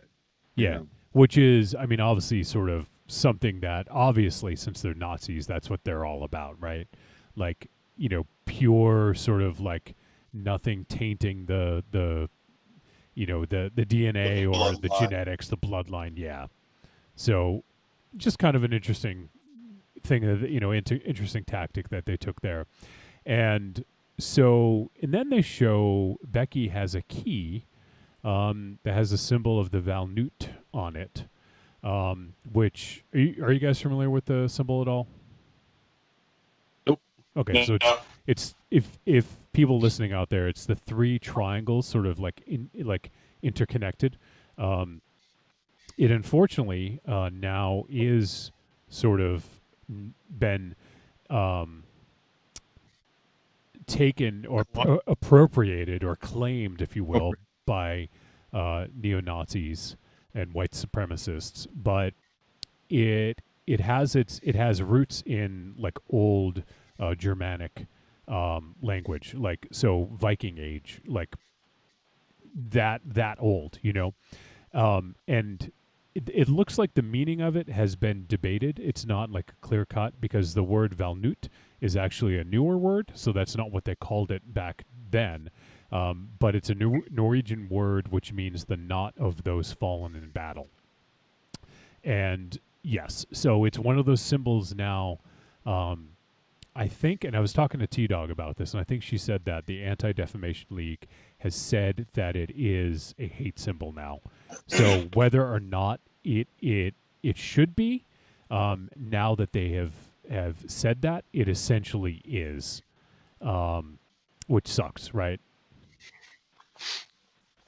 Because even back to the swastika, and that was appropriated and the shit like that. There's symbols that have been taken and made villainous. Yeah, and that's what I was going to bring up is, the swastika obviously is another Germanic Iron Age symbol that has been interpreted as having like a sacral meaning, and it was associated with either Odin or Thor. But now you can't fucking use that. Like if you use it, you're a Nazi. There's no way around that, Oh, and actually, just one thing to go take it back to what we talked about earlier. I'm sorry, Johnny, for digressing. Was it? There was a manga series that had that. That used. Was it? Might have been Blade of the Immortal. I could be wrong. But there is a disclaimer in the beginning where it says this is why they're using it and the time they're using it. Be front of it. So taking it back to the whole Gone with the Wind thing, it's okay to have a disclaimer just to put the context of certain things. So you can have the art with the historical context. Sorry. I'm sorry. Yeah, it was Blade of the Immortal. So you're right about that. Because I remember something about that as well. Because wasn't the symbol used in the movie when we did the movie? I think that's when we talked about it. Yeah. But yeah, it goes back a long time to, as I mentioned, to the Germanic Iron Age. This is thousands of years ago. But now. And it's sort of, I don't have the meaning in front of me, but it has something to do with like kind of like the Nazis took it as meanings like sort of like a pure So what like we talked about, like the pure bloodline, that's sort of what it symbolizes to them. So having said all that, to me, as this movie is sort of like playing itself out, we won't talk about spoilers, but I almost felt like it was like almost like a fight for these symbols, like who can use them, like, because the Valnut is one of those ones that is not cut and dry, whereas the swastika is. You can't use the swastika anymore, or else everyone just assumes it's Nazi, right?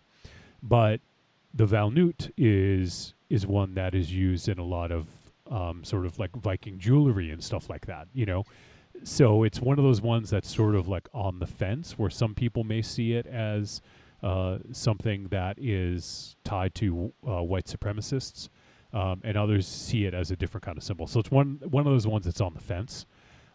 That's why I mean, and maybe that's because I know a little about the symbol, so maybe that's why I was thinking that. But it was almost like this film was sort of a fight for being able to claim use of that symbol, because it's on a key. The symbol is on a key, and then Dominic, played by Kevin James, had the tattoo on his hand as well of the Valnut, as well as he had a bunch of other tattoos on his head. He obviously had the swastika. He had a Soilo, which is like the SS symbol. That's another rune that was taken by the Nazis. The Black Sun, which is an occult logo, has definitely been claimed as well.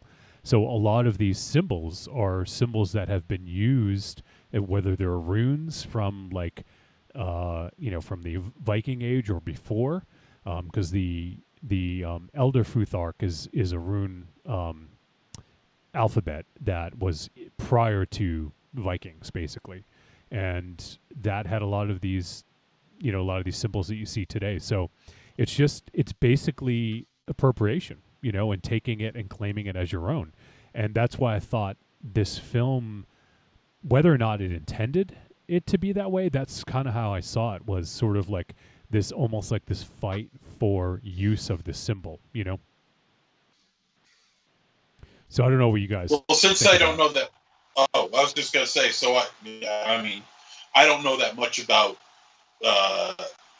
Viking symbols or Nordic symbols or anything like that, and a little bit about Nazi symbolism, but I, because of that, I never saw it as being, a tug of war of these symbols and their original meaning to their updated, newfound meaning. I just figured, you see the swastikas, you see the SS on them. Obviously, when I see that, I think, obviously Nazi symbols, and a grand portion of the people who would see this movie would think the same thing.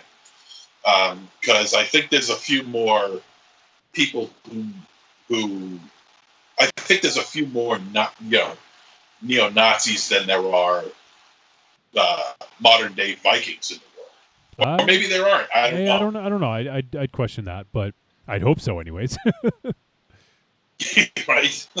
I'd like to believe that there's more, sort of people who follow the sort of, Viking era, but yeah, it's just one of those things that not everyone is gonna know, because people. I think most people would think that the Germans or the Nazis created these symbols, like created the swastika, but it's been used throughout time. It's just that they claim. That I do know. Yeah. That I do know. It's been handed down, through Chinese lore and other areas. But you ever notice that the Nazis, they only use the swastika when it's surrounded by red. You never see it. You never see it surrounded by any other color. So I don't know if the color pertaining to the symbol has any solid connotation to it, as opposed to, say, what if it was like green with the swastika logo, or blue, or black, or white. It's always been red, and that's always been, stuck together. So, like, if you see a Nazi symbol and swastika, I should say. So, if you see a swastika with the red, you know exactly what that means. But if you see a swastika with, say, orange or green or blue or purple, yes, it's still a swastika, but would it mean something else? I'd love to see it surrounded by pink. Blue clovers, purple swastikas. Yeah. So this essentially plays out like a home invasion. Is in essence like we have the 4 escaping convicts who are neo-Nazis, and they escape, and they've been planning this, as we find out. They've been planning this for a while, and they're trying to get. They go to this house, which is happens to be the one where Becky and her dad Jeff and everyone else is staying, and while they're looking for a key. So the neo-Nazis are looking for this key that Becky has, and she keeps on herself, and we don't. I mean, I won't say too much more than that, but we don't know necessarily what the key goes to, but just that they're looking for this key. So that's sort of where we're at, and then they come in and basic kind of like home invasion, like pretending they're someone else, and then the truth comes out about who they are and what they're looking for, and there's definitely some pretty brutal scenes, I would say. Obviously, one of the dogs fucking dies, which that was one of the worst dog deaths I've seen in a while, I think. I don't think so. Really? Raven Chow, Yeah. did you block Ollie's eyes for this one? He didn't like that part. He didn't like that. He was on the other couch. He did. I called him over when Diego was fucking running amok. Like that part. Diego is awesome. Yeah, I think because you knew it was fucking coming. It could have been a lot worse.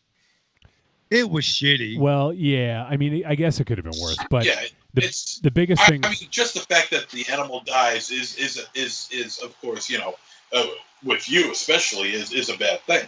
But I don't think it was as bad as everyone, or not everyone, but I don't think it was as bad as you're making it out to be. I mean, it wasn't fun. It could have been a whole hell of a lot worse.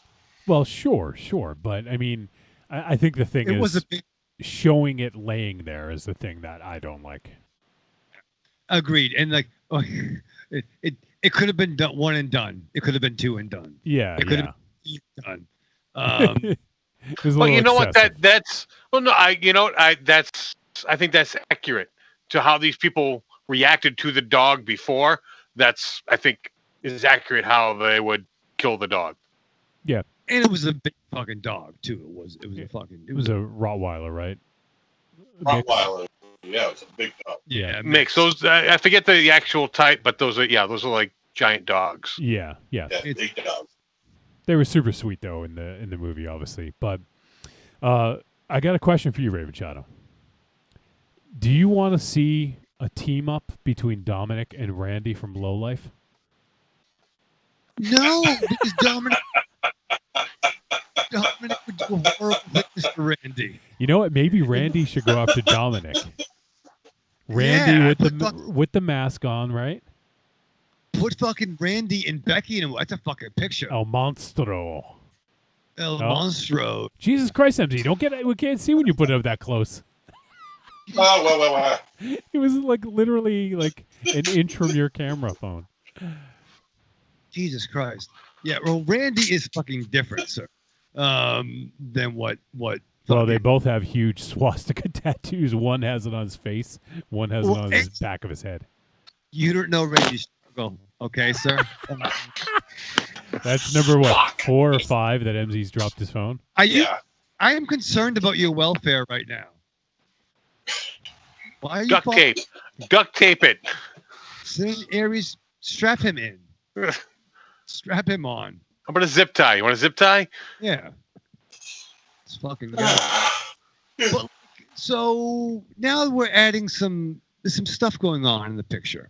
I don't know if it was mentioned, but no, that it's interracial romance too. By the way, I don't think we really mentioned. Yeah, that, and that is important too, because there is a comment like Dominic makes a comment, or was it I don't know, was it Dominic or one of them says, we're doing this for your kind too, or something like that. Yeah, it was like, so oh boy.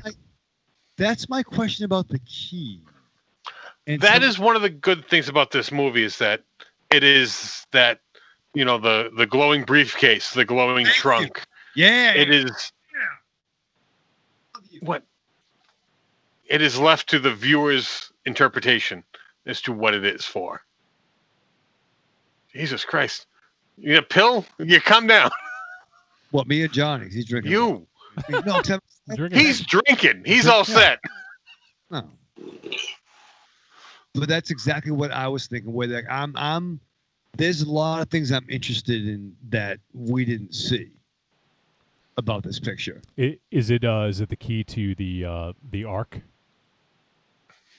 Or the warehouse where the Ark is being held? Maybe. I mean it could be a fucking just a P.O. box. Would be like a P.O. box. A P.O. It's box. a giant P.O. box. Giant P.O. box with a fucking what do you call it? A stimulus check. Ultimately, Aries, I agree with you as far as thank you the use of a key is concerned. But for a while, it was really pissing me off because it seemed like nobody, I mean, you got all these guys in here, all these guys in their house, they're, terrorizing people, shooting at people, killing dogs, shit like that. And not one, and all this time they're asking for the key. Give us the key. Not one person until maybe 40 minutes after the fact that this all started. Nobody even questioned what is so special about the key. Why do you want the key? And they were like preventing them from getting the key. So, and Becky had it, and she knew she had it. They knew she had it, and she would never ask, why do you want the key? So for some reason, it seems to me that she also knows what that key is for. Otherwise, she would have just come up right out and asked. No, she was no, because that's not. Everyone knew that as soon as they got what they wanted, everyone's dead. And plus, she was defiant. Like, she was not going to give in to anybody. Like, she was basically like, fuck all of y'all. Like, her mother died of cancer. Her dad was shot in the head. Yeah. Her new mom and stepbrother are in the house. She's stealing fucking gummy worms. Fuck you. She's out of fucks to get. You shot your fucking dog. No. Oh, There's a huge. No. There is okay, wait, go ahead. Thank you. There is a huge difference between a 13-year-old being rebellious and stealing gummy bears and not answering to her, and being, slightly rebellious to her father, and having some neo-Nazi, torturing your father, threatening to kill you, killing your dog, and just for the sake of having this key, And okay, but just yeah. You know what? They killed her dog, so that's why they're not getting the key. As soon as it became real to her, she ran to get that key. Yeah, and basically everything in her life was taken from her. I mean, I'm not going to give too much away in terms of sort of the end, but, like, she had nothing left, no family really to speak of, So what did she got to lose? Why give up the key? I mean, her motivation flip-flopped throughout this whole movie. But what I'm getting at is that she never even inquired about the key. What is so special about the key? Yeah. So it does matter if you're the viewer of the film. No. I'd like to know what. But it doesn't matter to her, and that is the point of this. Yeah. No. Yes. I disagree. Because you know what? What would motivate you to get a key is different than what would motivate Johnny to get this key. Is different than what would motivate me to get this key. That is why you don't know. It's the motivation. Everyone's motivation is different. Just keep it down. Yeah. Busted. Why are you flipping us off? You're I'm the happy about that. Yeah, you think I'm happy about this?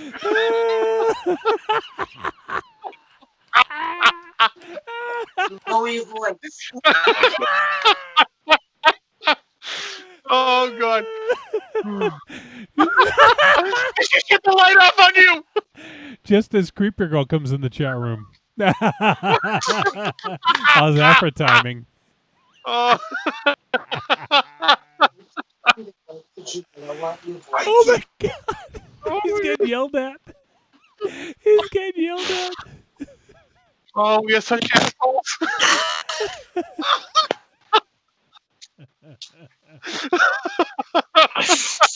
I fucking hate my life. I really fucking hate my life right now. Go to Lids, blow up some steam.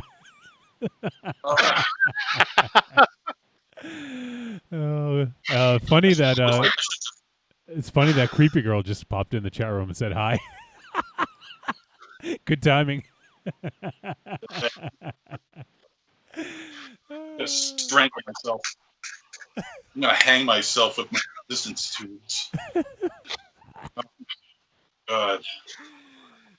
Talking about somebody who just doesn't fucking get it. Damn. We're gonna. Corny says, "I love that. Lower your voice, MZ." Fuck off, Corny. All right, so I need someone else to fight with tonight. Who else wants to fight? Yeah, you better fight with Raven Shadow. Yeah. Raven Shadow. You okay, Raven Shadow? All right, where were we? True Blue is. Oh. Let me. I'll go. I'll take it in a slightly different direction. We'll keep it down, MZ. But what did you think of the score, MZ? Did you like the score? You're a real cocksucker. Everyone, shh. Aries, keep it down. Keep it down. Oh, fuck. She's coming. Yeah, all right, stop. Everyone who's listening in your cars, turn the volume down. I know, I should just take this on the road, huh? You could. Come over, dude. Yeah, go see Raven Shadow. So many rooms. The score was fine. The score was fine. I had no problem with the score. No, I dug it. I thought it was really good. It was different, and I thought that it had like kind of a nice mix of sounds, and especially there was some good Foley. Well, I guess it was more score, but there was some interesting parts where when Becky was sort of like kind of fed up, where they did some interesting things with the music as well. So I dug it. I really dug it. How about the key in the eye scene? I like the aftermath of that. Oh yeah. Yeah. That was not since the testicle tourniquet did I ever in porno. That was pretty brutal. Very well done. Yeah, no, that was pretty brutal. Like just the key in the eye alone was like, oh fuck, that was pretty brutal. But yeah, then he's like, cut it out. He's like, what? And then they cut to him, and his eyeball is fucking hanging out of his socket.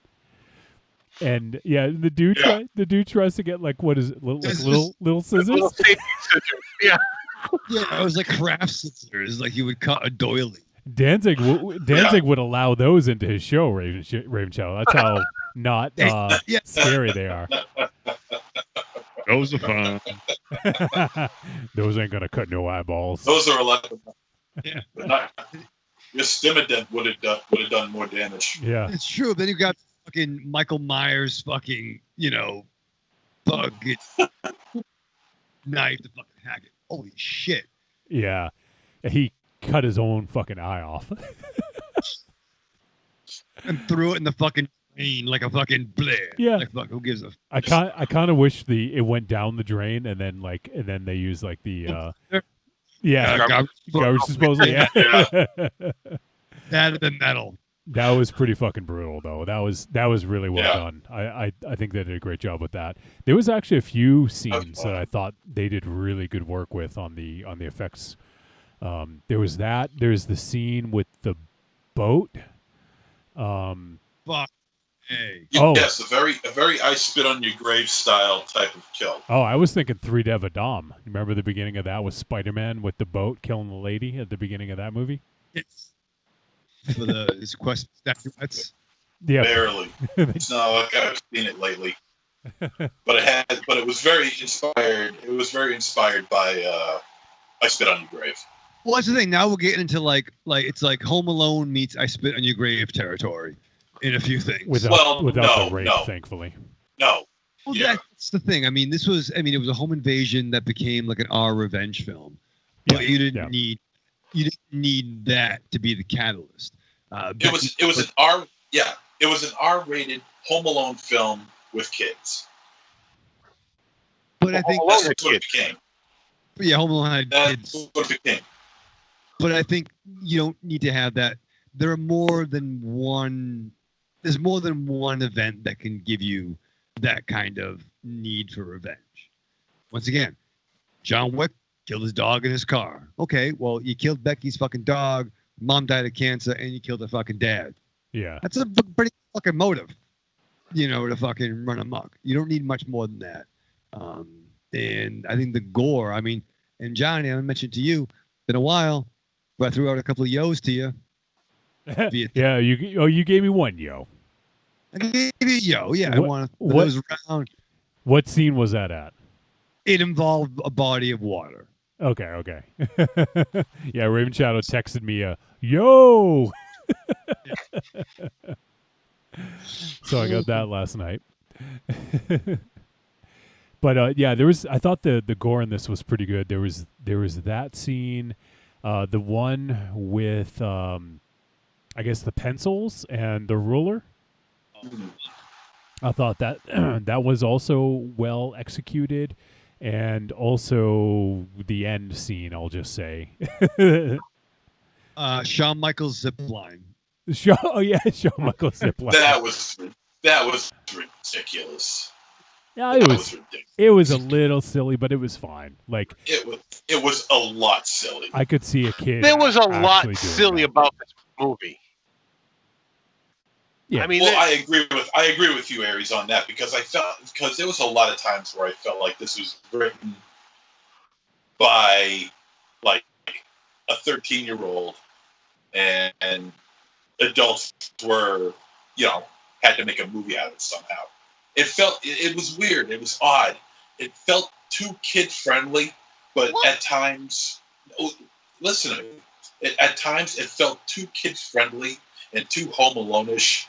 And then other times it just felt it was very savage and very raw, which I like.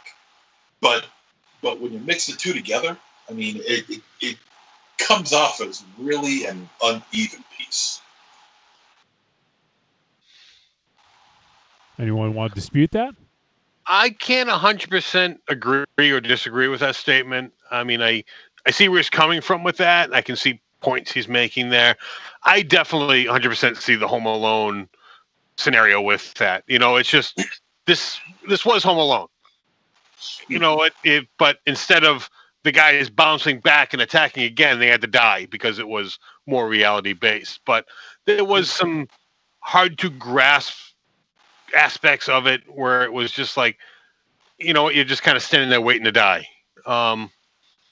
So it's just a little far-fetched, but a little bit reality-based. It went back and forth as to where it stood with the suspension of disbelief. Yeah, I was really. Sorry, this movie could have been really fucking difficult to watch. All right, so you have, and I think really Kevin James was the only one that was really all in on the Nazi stuff. I think the other guys are pretty much Nazi because they were on the inside. Yeah. They didn't really, and even like Kurgan he just fucking wanted to fucking do his time, and he did some bad things. I'm just not get it twisted. He did some fucking bad things. But the other two guys are pretty much fucking dummies. But you could have had some really sleazy shit especially with the fucking, the new girlfriend, the kid, the other dog. You really could have gotten uncomfortable with certain things. But I think with the what they did with the gore and the violence was enough without making it unwatchable. Am I making any sense here? Like, you could get real fucking. Yeah. And even like he was a Nazi, but he didn't really fucking go all in on Nazi shit. I'm saying, Well, they were talking about the Brotherhood. They kept on talking about the Brotherhood. But it could have been a fucking rougher picture to watch. You know what I mean? Is that fair to say? Yeah, it definitely could have been. And I think you're right. I think it was mostly him. And he kind of talked about, what did he say? He said something about his sons. I think the thing I got was that he was referring to his, his buddies on the inside, of kind of his army. Yeah, of kind of recruiting them and stuff like that. His flock. He was Raven. He was his flock. Yeah, exactly. Yeah. So for him, I think it was a thing, and they were just kind of following him because he was charismatic, one of those kind of charismatic leader types. So I think they were just kind of following him, and I actually thought the performance by Robert Maillet was pretty good. Like, he definitely garnered a little bit of sympathy, despite being a piece of shit. He was present. See, that's one of the things I think that's interesting about this is, obviously he did what Dominic wanted him to, but he had a conscience where he was thinking like, yeah, I know this isn't right, but I'm going to do it anyways. Because you can see that early on, that scene right when they escaped, when they encountered that family in the car, you could tell he was looking at the kids and he knew that this is the wrong thing to do. He didn't want to do this. Right. But I think that, I think he did a pretty good job of portraying this character who was sort of, you kind of felt a little bit of sympathy for him about what he was going through, despite him being a bad person. And I think the thing is that made him a bad person really is, obviously he was in prison, so who knows? We don't know what he did, but he talked about wanting to sort of atone for what he had done. But and this is something that's going on in the world today, if you don't speak up and stop people from doing bad things, it's essentially just as bad as doing the bad things, right? Yes. You're enabling. Yeah. Or you're just you're not stopping. Like for instance, I don't really want to bring up too much real world stuff, but did you try to let me see his name. There was unfortunately another black man that got shot in Atlanta last week. Did you guys see the taser? Yeah. So yeah. I'm gonna try. I apologize. Rayshard Brooks, that's his name. So I unfortunately saw some of the footage because kind of curious how these things happen. And the first cop was kind of like doing his job, I guess, and kind of like, then the second cop came along. It was being a complete dick, and the first cop just kind of allowed it. He didn't step in and be like, "Hey, dude, what are you doing?" This shouldn't, because that's when things escalated, right? So I think that's definitely something here where, even though Apex was sort of a sympathetic character in a sense, he still didn't do anything to stop him. So that's just pretty much as bad as doing the things, like if you don't step up and call someone out, then you're just as bad. But I think that he did a good job of portraying that. And, he's a physically imposing character. And I think that because of that, it really worked, this sort of internal strife that he had, because he easily could have taken out Becky, right? Like, you would think that of all of the guys that went up against her, like, he would probably have the easiest job of taking her out. But he chokeslammed her for his sake. Right.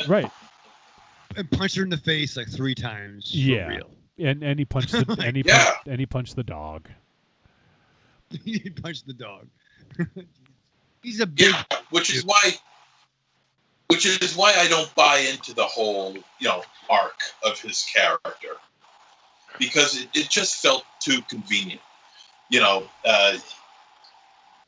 just felt like, okay, now here's this neo-Nazi chasing after this 13-year-old girl, and he's like giving her choke slams, punching her in the face, punching her in the stomach, and then all of a sudden he has a moment of clarity, and he says, "I don't want to do this anymore.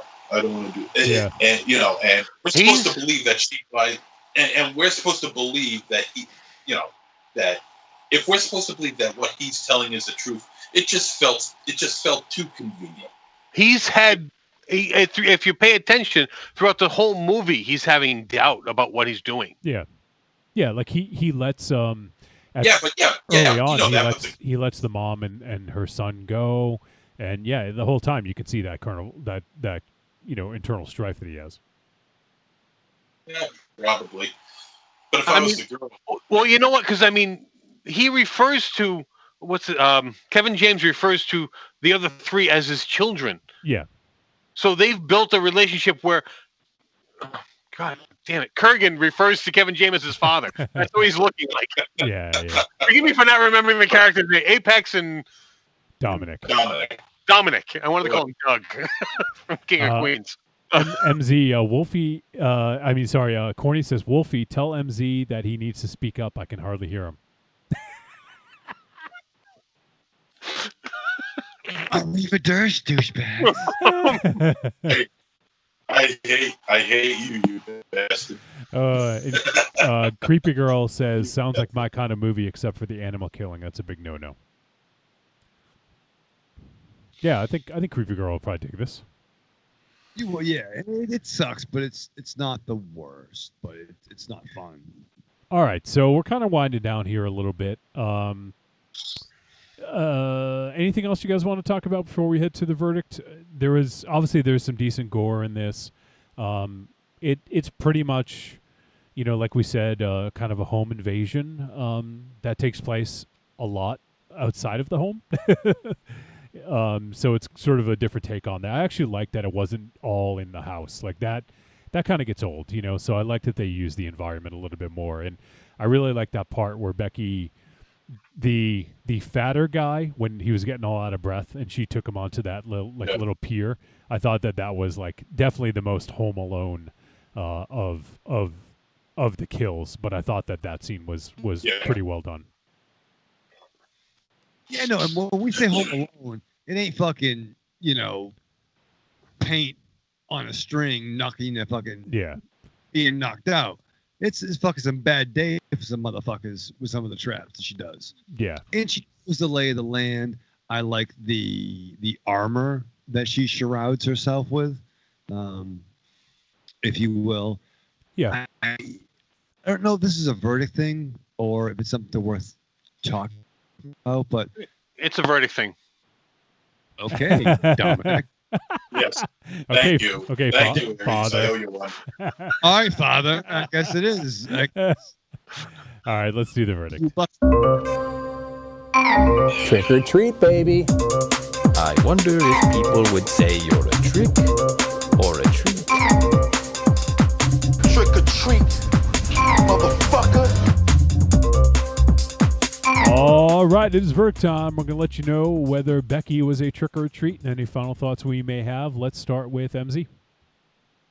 Oh, all right. Well, one of the other things I wanted to talk about, because otherwise it was just going to drag shit on, was the little boy.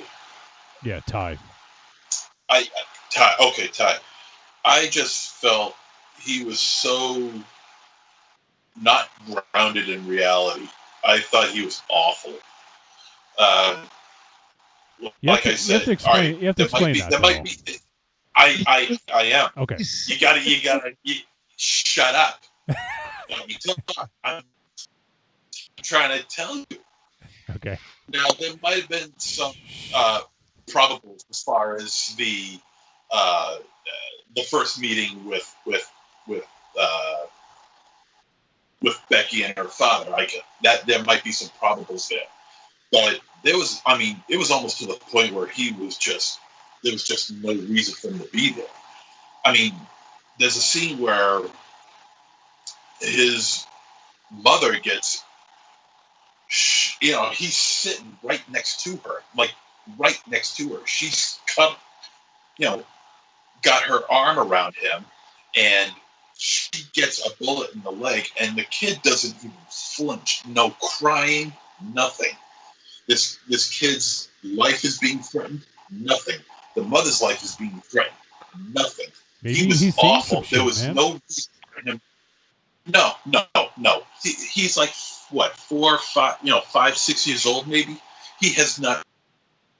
Okay, bullshit. I don't buy into it. He was pointless, useless, and he had nothing to do with the He was plot not pointless. at all. Zero, zilch. He was pointless.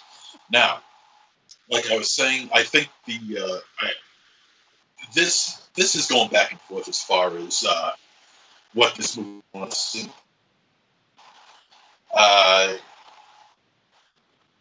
Ultimately, it's generated Home Alone with a very strong message towards neo-Nazism and symbolism. It's an odd mix, and I really wasn't too sure if I was going to like it or not because of that odd mix. And I'm going to give this barely a treat because I think there's enough there on the bone to say, just watchable. The gore is there. The score is fine. The performances, for the most part, are decent. Nothing that's going to break any doors down for big time acting gigs. Maybe I'm wrong. Who knows? But for me, I felt that this is very middle of the road. Not that it played it safe. At times it didn't. But the overall plot, like it was felt like it was written by a 13-year-old that was directed by John McTiernan. So with that said, I'll say that this is a very mild treat. All right. Let's go to Aries. This movie had a lot working for it and a lot working against it. The fact that Kevin James decided to break away from the comedic role and attempt this serious role, he played it fine, but he just he played it safe. There was nothing outstanding about his portrayal. It was just run of the mill, psychopath, white supremacist psychopath. That was. And he played it fine, but there was nothing outstanding about it. The kills in this movie were somewhat unique, a little bit forced at times with some of them.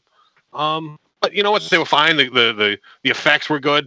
I like the fact that you didn't fully know what they were fighting for. They're fighting for a key, but the key to what? I like that you didn't know. It was left unknown. So this movie, I mean, it was a short watch. It was an easy watch. So, give it a check it out. It was a treat. All right. Let's go to Raven Shadow. All right, I got some questions that need to be answered, and I'm not going to get them. It's rhetorical. It's 42. The answer is 42. It's false. But no, I think I think I know. I did like this. I thought the gore was fucking pretty outrageous, and it made me think about some stuff about the characters. I like that, and I wonder, why was the key in that house? It couldn't have been Kevin James's house or Dominic's house. I would have to assume that this was in the family, tree, so to speak, for 13 years, right? For at least as long as Becky was alive. She knew the lay of the land. Well, and maybe not the entirety of her life, but a good portion of it anyways. A good portion, right? So when Kevin James talked about how every moment of his time in incarceration was thinking of this grand scheme, that made me wonder a lot about stuff. So let's say they've at least had the house for, she's 13, at least maybe 6 years, 10 years. They've had it a while. Maybe hadn't been back since the mother was sick. But how did the key get there? Was it somebody on the inside that told him about it? I mean, Kevin James, it couldn't have been his house before because he would have known the lay of the land more than he would have when he got there, because Becky was able to survive because her knowledge of it. She was obviously a tomboy. You know what I'm saying? Like, she was trained she was a dirt dog. You know, she's at the Trot Nixon of like 13-year-old girls. Oh my She's God. a badass. How many people are going to get Kevin that fucking... James was part of the people that built the house. What? He was one of the people that built the house. No. I don't buy it. I don't buy it. Why? Because maybe that if he built it, maybe he would have put it there. Why would he put it there before he was incarcerated? That could be a thing, but I feel he would have known more of the lay of the land. Why? It's woods. Yeah, no. That's a perfect excuse as to why he knows the house, but not the area. Because he built the house, he didn't build the area. So that's is that your theory? That's one theory. Oh, okay. Most plausible. He built the house. He built the house, and the key was in that little tin that he put in the wall, and Becky just happened to find that. So that's interesting. Okay, so that, and I'm Wait, not. he says it is interesting. Wait, what? When he says it's interesting. When I say it, I'm full of shit. No. I'm saying, I don't know what he said. Don't make him laugh too loud. Jesus. Yeah, she's gonna get in trouble. It's a school night. No. I'm pointing at you with a beard, the gray beard. Okay, Aries. No, if that was the thing, if Kevin James built the house and put it in there, that's interesting. And I almost wonder, were they going to go into a weird supernatural kind of thing? What would happen? What does that key unlock? You know, if it's best for both races, from what Dominic said. I don't know. I'm kind of interested. You know what? There could be a Becky too. Electric Beckaloo. Yeah, Becky. Beck in Black. Yeah, Beck in Black. Here's the sack. Here's the racist with fucking T-Back. I don't know. That's exciting. Good point, Aries. You're fucking good. You watched it too. Yeah, good job, Aries. You watched the movie. Yeah. No, I'm gonna give myself a round of applause. Yeah, we'll keep it. Keep it quiet. Golf clap. Yeah, no, it could have been a lot sleazier. It could have been a lot grosser, but the violence was on point, and I think Aries made a really good point too. So good for you. I'll see a sequel. Treat. All right. So for me, I did think this was a treat. I thought this was a tight, tense film with good performances, good editing, and score. I think all the motivation makes sense in terms of like the character motivation, and even I thought, I know MZ didn't agree, but I think that even Becky's motivation made sense to me. Like, I understand why she did what she did. She, like, despite being a 13-year-old girl, she had nothing left to care about. So why the fuck not? Like, if she dies, like, oh well, like, for a 13-year-old, like, I could see that being the case, is like, okay, well, fuck this. Like, she had that kind of like fuck it moment. And I thought when that came up, I thought it was good because the dude was like, your little bro and your mom, talking about like, you'll all be safe. And then when she heard your mom, like, something snapped, right? Yeah. And that's when my asshole. Yeah, exactly. That's exactly it. You're not my mom, asshole. And that's what sort of like made her give up the notion of giving him the key and just fucking do her thing. So I think a lot of the motivation made sense. I was a little uncertain of a little girl, a 13-year-old girl, fighting a group of escaped convicts who are neo-Nazis. Like, that's a tough sell. But I think with the way that they did it, I think it seemed to work pretty well and was mostly believable. Like, I wasn't like, that couldn't happen. Oh, come on. There wasn't a lot of that going on because, she did have a sense of the land. Like, she knew kind of what was going on there.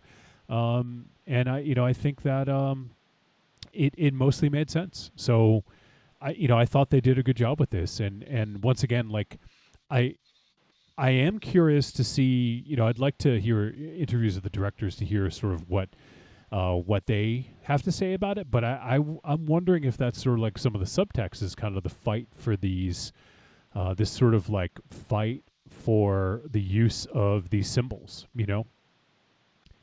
But also, you're fighting on your turf too. You're fighting on your land.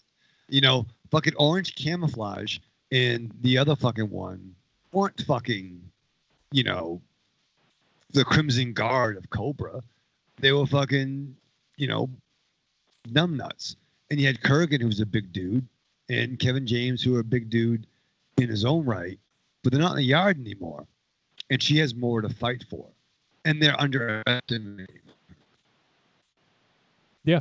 You know what I mean? And she has more she has more to fucking lose than they do. And they underestimated her, and they had a bad day as a result of it. So I think it was very believable. I mean, Dick Grayson and fucking Ernie Reese Jr. will fuck you up if you fucking take it for granted.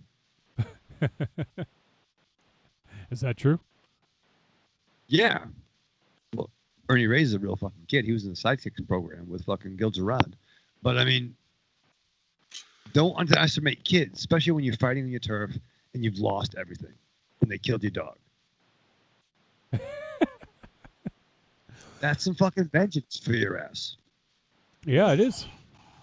It sure is. And Sorry. that's why it made sense to me. So, I'd say this is a treat.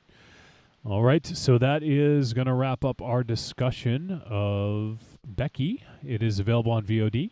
And apparently it's also playing on some drive-ins and some theaters. I think some theaters are starting to open up a little bit now. So if you're interested in checking the film out, it's available out there. So go ahead and give it a look if you're interested. Now, next week, there's not like a standout film that I've been waiting to do, but this one just came out a couple weeks ago, and I think there's enough genre crossover in this film that we kind of have to do it. So there's a film, MZ, you're a big fan of the director Bruce McDonald, right? I believe I am. Yeah, he did Pontypool. Yeah. You also like Stephen McHattie, right? Love Stephen McHattie. Do you like Juliette Lewis? I love Juliette Lewis. Juliette Lewis. I know. All right, well, Aries does too. I know MZ. She's my girl. And Raven. I'll fight you for it. And Raven Shadow. That's my girl. I'm not saying just Raven Shadow, but Raven Shadow I know is a big mark for Henry Rollins, right? Oh, Aries will get fucking pissed too. That's his boyfriend also. So. I can't argue with that. I love Rollins. I mean, like Rollins and Juliette Lewis. Like, that's a fucking my dream threesome right there. And to be fair, yeah. So I can't claim ownership. So we can't turn down a film that has all those elements in it, right? All right, so we're going to do next week. We'll do a film called Dreamland. This film just hit VOD in just a couple weeks ago, and it is directed by Bruce McDonald, and it stars Stephen McHattie, Henry Rollins, Juliette Lewis, Lisa Houle, and let's see. I'm trying to see if there's. I thought I recognized another name, but nope. That trio enough is pretty damn good as it is, and. The synopsis: on the night of the strangest wedding in cinema history, a grotesque gang boss hires a stone-cold killer to bring him the finger of a fading, drug-addicted jazz legend. Treat. Wow. Treat. Wow. Yeah. There's a lot to unload there. It sure I'm is. gonna watch it. Fine. Treat. Cue Buster. Top 13 already. So we'll do Dreamland next week because I was having trouble trying to decide which one we're going to do, but with that many elements that you guys like, kind of hard not to do that one, right? Yeah. That's great.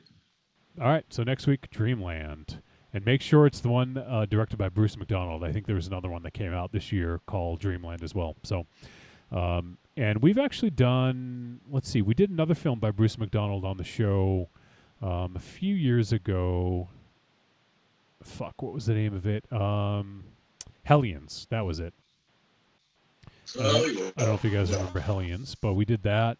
And I thought we did one other of his films, but I could be mistaken. He's done a lot of TV, so it's actually difficult looking through his filmography because there's so much TV on there. But yeah, he actually hasn't done that many films. He's done a lot of TV. But yeah, so we'll do Dreamland.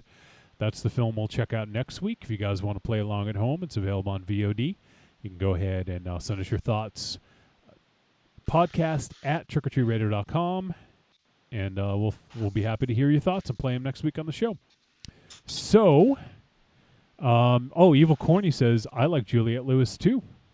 Well, there you go. There you go, buddy. Does anyone Fight you for her. Does anyone not like her?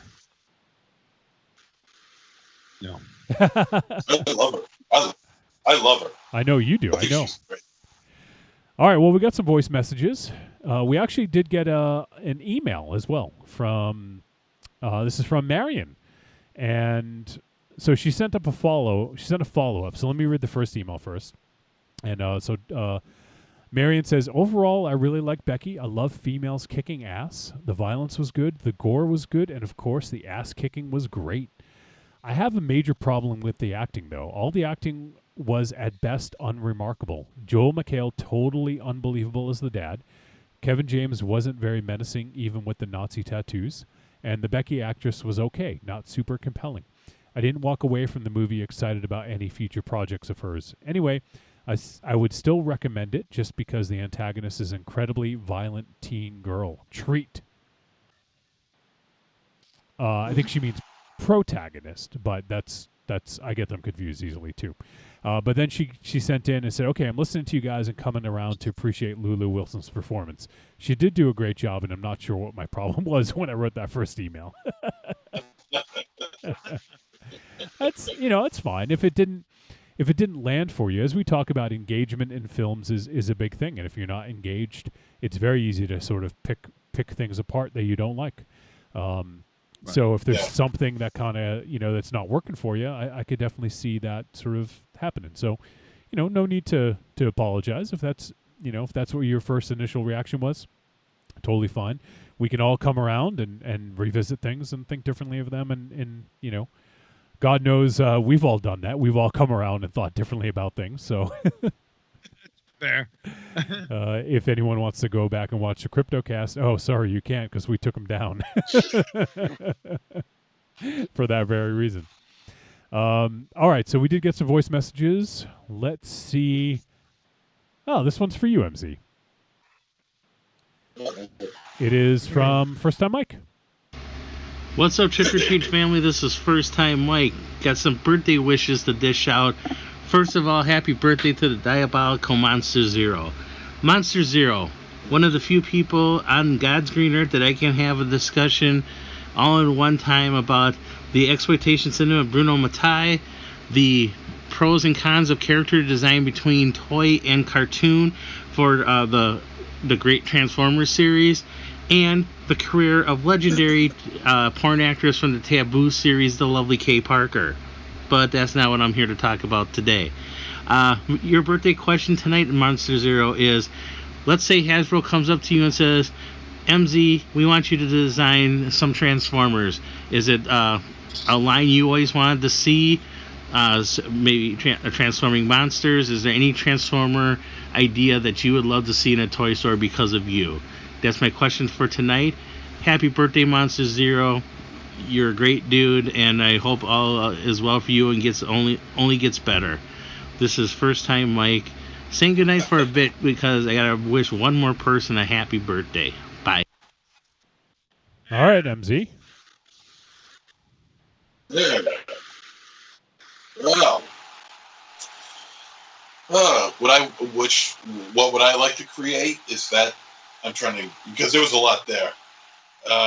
Yeah, if Hasbro came up to you and said, "What do you here? Yeah, we'll do whatever you want." Do a Trick or Treat Radio crossover. You pick.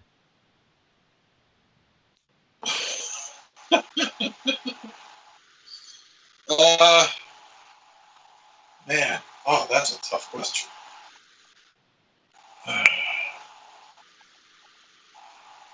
The show's only 3 hours. Yeah, I think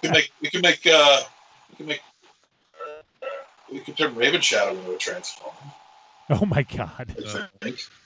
Wait, there's not a fucking Yes, there's not a character out there that doesn't have a toy or that doesn't have a good toy or there's not one that you want to redo or anything like that or like a remastered or something. Come on.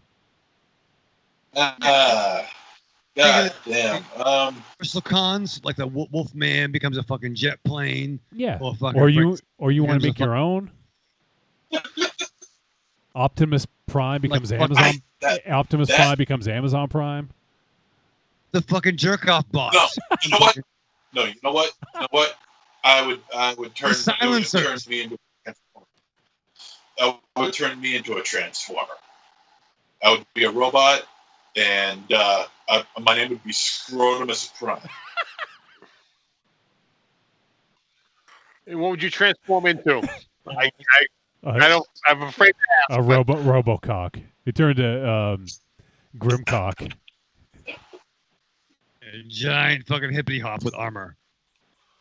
Well, no, I would turn into a truck, but on that trailer hitch, it would have that set of balls that swing back and forth on that trailer hitch thing that you find every now and again on the road. Yeah. That's what I would do.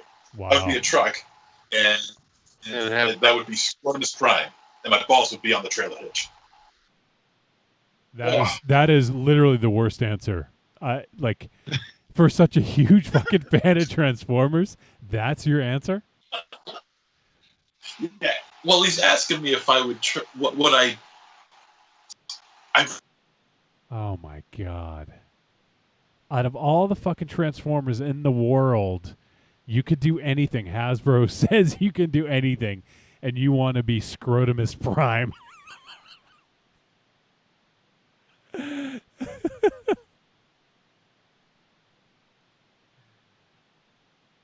Oh, I lost you guys. Hold on. That sucks. They were talking, but I couldn't hear them. Let me get you guys back. Hold on one sec real quick. So I'm going to get them back in just a second. But MZ's first time, Mike, we appreciate the call. First of all, that should have been a much better answer than what MZ gave you, so I apologize for him. Let me try and get these guys back here. So,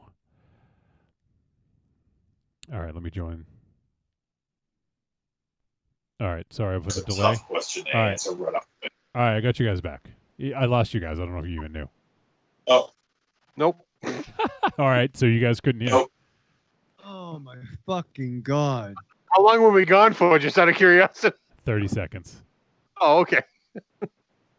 Should I repeat what I was saying? No, you didn't say anything important. Stop talking. Stop talking. I was just saying, out of all the fucking options in the world, you pick Scrotumus Prime. It's funny. No, like I was saying, Transformers have been around since 1984, and in those years, they've done very little that's wrong. So to think of something, so you had to make the mistake. So if Hasbro came to you and said, "What's your idea?" Listen, I want to make a fucking miss for you guys because you guys have been knocking it out. Yeah, you guys do such a good job. I'm gonna get you some controversy. I'm gonna get you something. Here's the elevator pitch. Bankruptcy. Okay, listen. Remember those two racist ones from the movies? I can top that. Yeah. What if they became balls? They were two racist balls. Wait, yeah. Why didn't you go with Rufus and Ronaldo? Yeah. That transform into giant fucking cock or something. Yeah, like a Robocock. Yeah. Or Grimcock. Meet Grimcock. Yeah, Frankenstein is a dinosaur and is a robot. Like, come on, dog. Yeah. Fuck. What about a quadruple transformer? It goes from one thing to another to another to another. Has that been done? he becomes the wolf. Well, they have. Fuck. Well, there's six shot and quick switch, and they transform into six different things. Six. Oh, okay. All right. Yeah. Well, fuck me then. Yeah. I'll go fuck myself. Come on. They've created everything from insects to planets and everything in between. Scrotumus well, Prime. No, you know- you had your chance. They suck. All right, fine. Whatever. Scrotumus Prime. The fucking nuts hanging off of a fucking truck, you asshole. By the way, anybody who has those fucking things, they're gonna be married, right? Because you can't be single. Like, hey baby, which one's your car? See the big silver balls on it? Like, Their neck is of a certain color. That's just all the criteria with that one. I hope the lights get turned off in your room again, MZ. Yeah, it's last call. Yeah, you should be ashamed. I got a surfboard. A surfboard. That's better. A surfboard. Yeah. What's his name gonna be? Mecca like a high, Mecca hiney ho.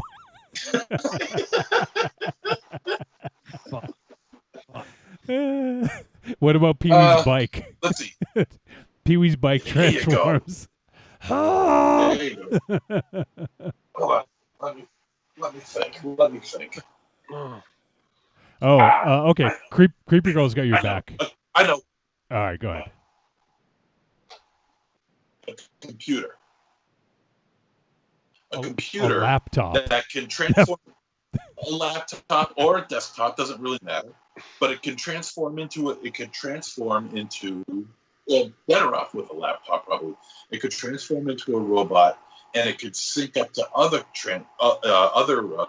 computers and steal. It can hack through any kind of protective device that you have on your computer. Just barrels right through it. They actually hack into other people's phones. And hack into phones, hack into anybody's phone that you want. Go through firewalls like butter. Things like that. Oh dear God! Thank the Lord you don't make toys for a living. Yeah. What would his name be? I don't know. Now you got to come up with a name. Yeah, that's Crypto Jack. It's Hewlett Packatron. I don't know. Oh my fucking God! You're done. You're done with the question.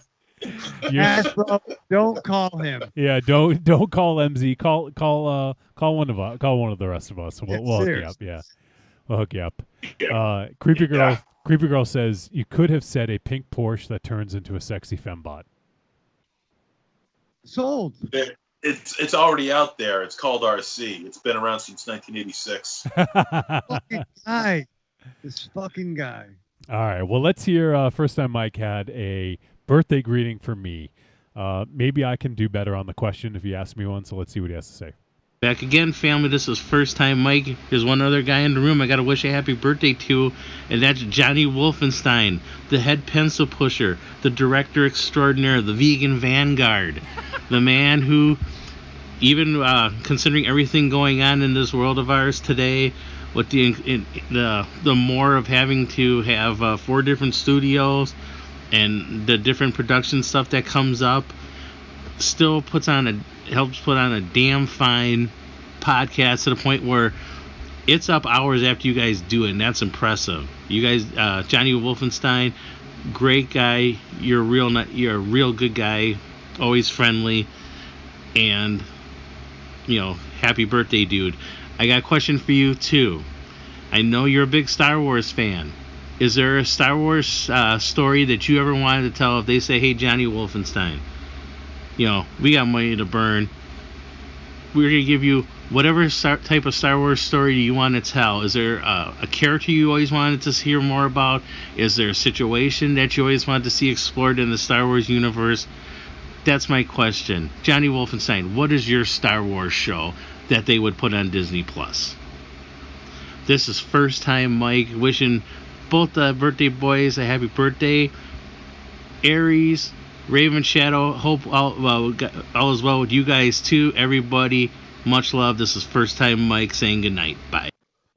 Well, first of all, thank you, First Time Mike. I appreciate the question. And also, I kind of like the Vegan Vanguard. Maybe I'll have something added to my introduction for the first time I ever. definitely think you should. Oh, double V. Double V. Oh, Christ. Listen to this guy. One-time contributor over here. Oh, but so proud of it. Speaking of which, I don't want to get too off topic. I will answer first time Mike's question, but I don't want to forget because we're running low on time here, MZ. But I saw Morbid Tales is going to get a release. Well, we knew it was getting a release, but Yes. Brian had said it's coming soon.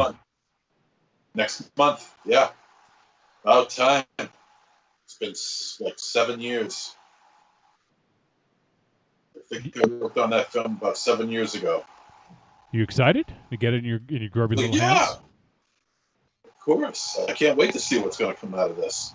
Waited 7 years for this. I got to know what the final product is. Yeah, what did you do? So I was behind a mask. Well, I mean, it's been so long ago, you might forget what you even did in the fucking movie. No, I remember what I did. It's pretty good. I for remember. Pretty good for a 49-year-old. Not too bad, huh? All right, so let me get to first time Mike's question. It's a very difficult question,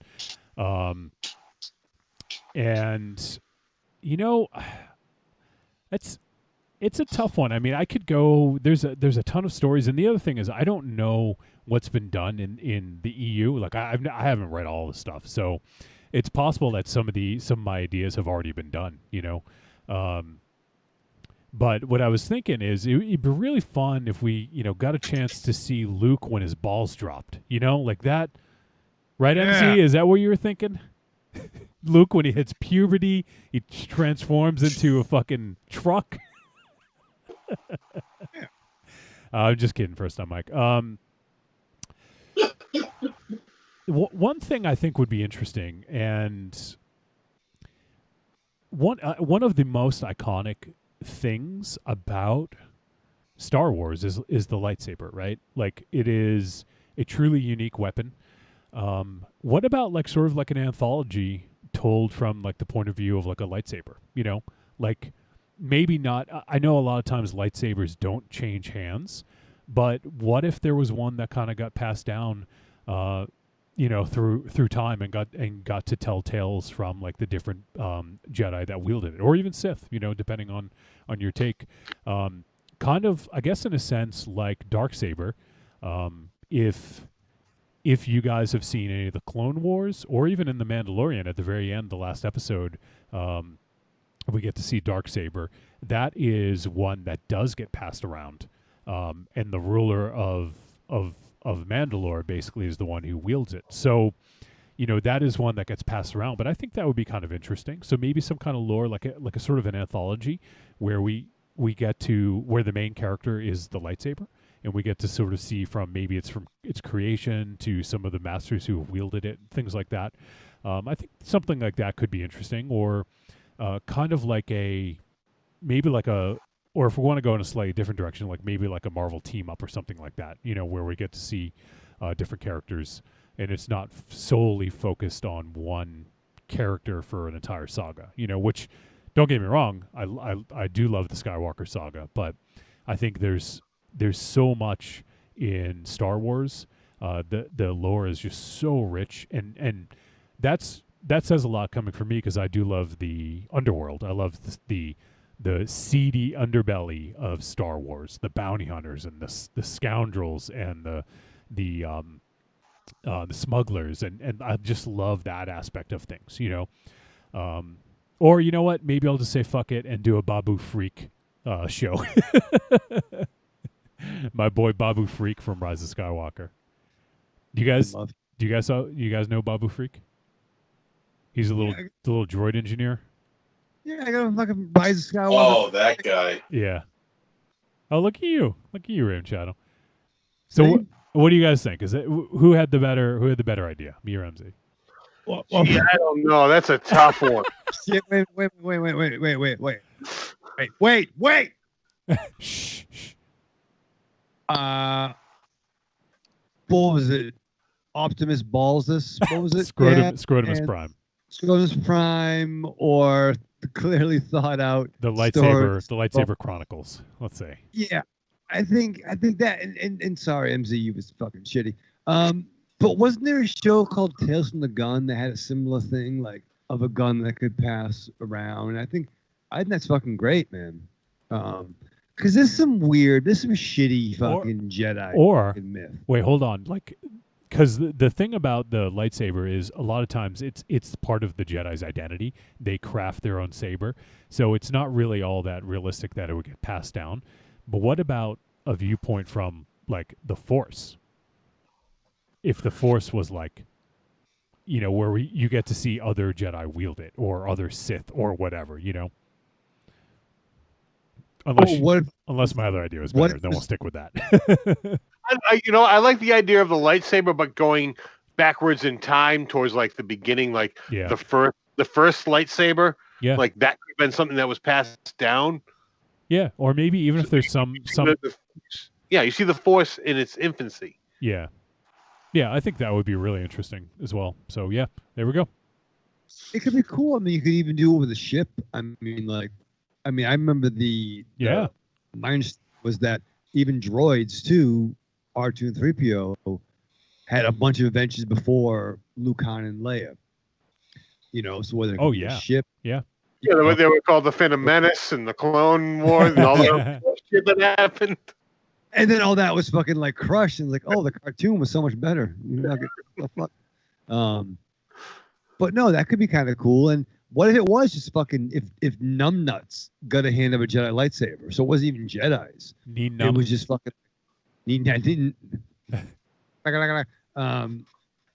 But yeah, what if like a smuggler found a lightsaber, or what if? I mean, for me, I want to do Cade Skywalker. That's what I would do. Yeah. Which is like, memory serves, was like Luke's descendant. Was more like Han Solo than Luke. And then like Luke would appear to him in like fucking the Phantom Force shit, and he would like take drugs to like fucking block the Force. And Luke's like, listen, asshole, you're a fucking Skywalker. He's like, fuck you, I don't want the legacy. I'm paraphrasing. Yeah. I think there's some cool stuff. I think just instead of creating like a new saga and a new batch of characters, I think it would be interesting to tell a story where you can introduce new characters all the time, and then you could always have them tie up, have them meet each other, whether they take place in different times or whatever. I think that'd be kind of interesting. So there you go. Marion says, Ares Memento style Star Wars movie sounds rad. So there you go. Corny guy, he marked out for Darksaber. Marion says, I want to see the gang from 4, 5, and 6 pull off a life-saving mission for Wookiee homeworld, and at the end, only Chewbacca gets a medal. All right. You can go with that. That sticks in her craw. I got to say, when Chewbacca got his medal, I almost lost it in fucking Rise of Skywalker. What the fuck? And all the other geeks. That was nice. And Creepy Girl says, happy birthday, boys. Make the next year count. And then there's a bunch of kissy faces, balloons, and other fanfare. Thank you, Creepy Girl. All right. Thank you. So thanks, First Time Mike. We appreciate the thoughtful question, as always, my friend, and for the birthday wishes. It is appreciated. And also for the nickname. I got a new nickname now. So, all right. Let's hear our last voice message, and this is from Arkham Josh. Hey, Trick or Treat Radio guys, it's Arkham Josh here. Just calling in my thoughts on this week's film. Becky. I had seen a trailer for this a few weeks ago. I was definitely looking forward to it. And gotta say, I thought it's a good little film. I know it's the guys that made Cooties and Bushwick. I quite liked Cooties. I actually still haven't gotten around to watching Bushwick. But I thought Becky was like a good little story, decent script, some good actors. Probably the most interesting thing I've ever seen Kevin James in. It's always good to see Joel McHale and things. I thought it got like appropriately intense and crazy at times, and was nice and gory. So it had good effects, had good camera work, had good acting. There was a couple of really interesting moments with the score as well. So I'm gonna say it had some good score too. Becky, I'm gonna say is a treat and a recommend. Last time I called in, I told you guys I was at the drive-in. I was getting ready to watch a movie that I had never heard of before called Aqua Slash. Well, as you might guess by the title, Aqua Slash is not a great movie. It was a very entertaining movie for sitting in a car watching it on a big screen, though. It is a goofy, kind of throwback slasher. There's a couple of slasher moments, but it actually all mainly focuses around one incident where many people get killed at once. But if you look it up, it's pretty much exactly what you expect it is. It's kind of dumb. It's a little bit funny. It actually has some really impressive gore for the budget. And it is a feat in itself that it made it onto some big screens. So, I don't know. It is a tepid treat because, like I said, it's not great. It's just kind of fun. So I'm not going to full on recommend you're going to run out and see this movie.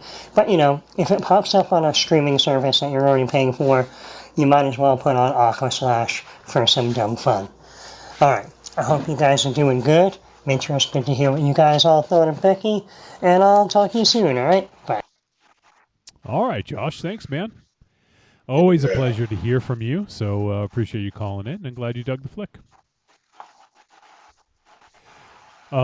Evil Corny wants to know, Aries, is that the Monkey Mobile on your shelf? That is. Nice. It's a good eye back, Corny. Yeah, Jesus Christ. Are you shitting me? You got the Monkey Mobile? I got the Monkey Mobile. Oh, yeah. Son of a bitch, look at that. Oh, God damn. That should be a Transformer. It transforms into Peter Tork.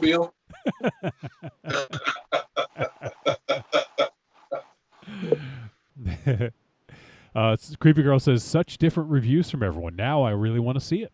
Talking about Becky. So, yeah, check it out. I think you dig it, Creepy Girl. At the very least, you'll like the gore. You'll have that going for you, that's for sure. But, yeah, I'd recommend checking it out. You might dig it. All right. Well, I think that's going to do it. Raven Shadow is not there. Should we? Oh, of course he walks in as soon as I call him out. Yeah. So it is 11:11 on the East Coast, so I think that's officially time to stop the show. So, all right. You guys have anything else before we say goodbye? No? Okay. Corny says, I have a big-ass screen. I can see everything. That is true. All right, let's go around the room, say goodbye, starting with MZ. Arrivederci, douchebags. Aries. Goodbye. Raven Shadow. Live fast, love hard, survive with your mask on. Survive if I let you. All right, well, that is it. A couple things. I'm thankful for New Japan Pro Wrestling coming back. It just came back a few days ago, on my birthday, actually. So I'm all caught up. So anyone out there who's a fan of New Japan, they've done 3 shows this week. Good stuff. So I'd recommend checking that out. What else? I was going to mention something else, and I forgot what it was now. Maybe I'll remember next. Oh, I remember. So Friday night, normally we stream Star Wars games on Alberto's Twitch, but Alberto will not be around tomorrow night. So instead, we're going to be doing it on the Trick or Treat Radio Twitch channel. So it'll be myself and Rocky, and if anyone else out there in the Trick or Treat Radio listening universe wants to come join, we will be on Twitch. So it's twitch.tv/trickortreatradio. And I know at least me and Rocky will be hanging out and playing some games. and we'll be playing some Star Wars games and maybe some music. I don't know. We're going to see what the legality of that is. We may stream some music and play some games and just shoot the shit and have some fun. So if anyone is interested, check us out on Twitch, twitch.tv/trickortreatradio. And we'll be doing some stuff tomorrow night on Friday. And we may be going back to Alberto's the week after. I'm not sure, but we're doing a little detour this week. So give that a look and come join and hang out. Or if you don't have time to hang out, just follow us on Twitch, because we're going to do some more stuff on there here and there. So go ahead and give us a follow. Well, that is going to do it. So we appreciate you guys tuning in. Appreciate everyone who sent in some voice messages. Appreciate the birthday greetings from First Time Mike. Like hearing from Arkham Josh anytime. And we'll see you guys next week. See ya.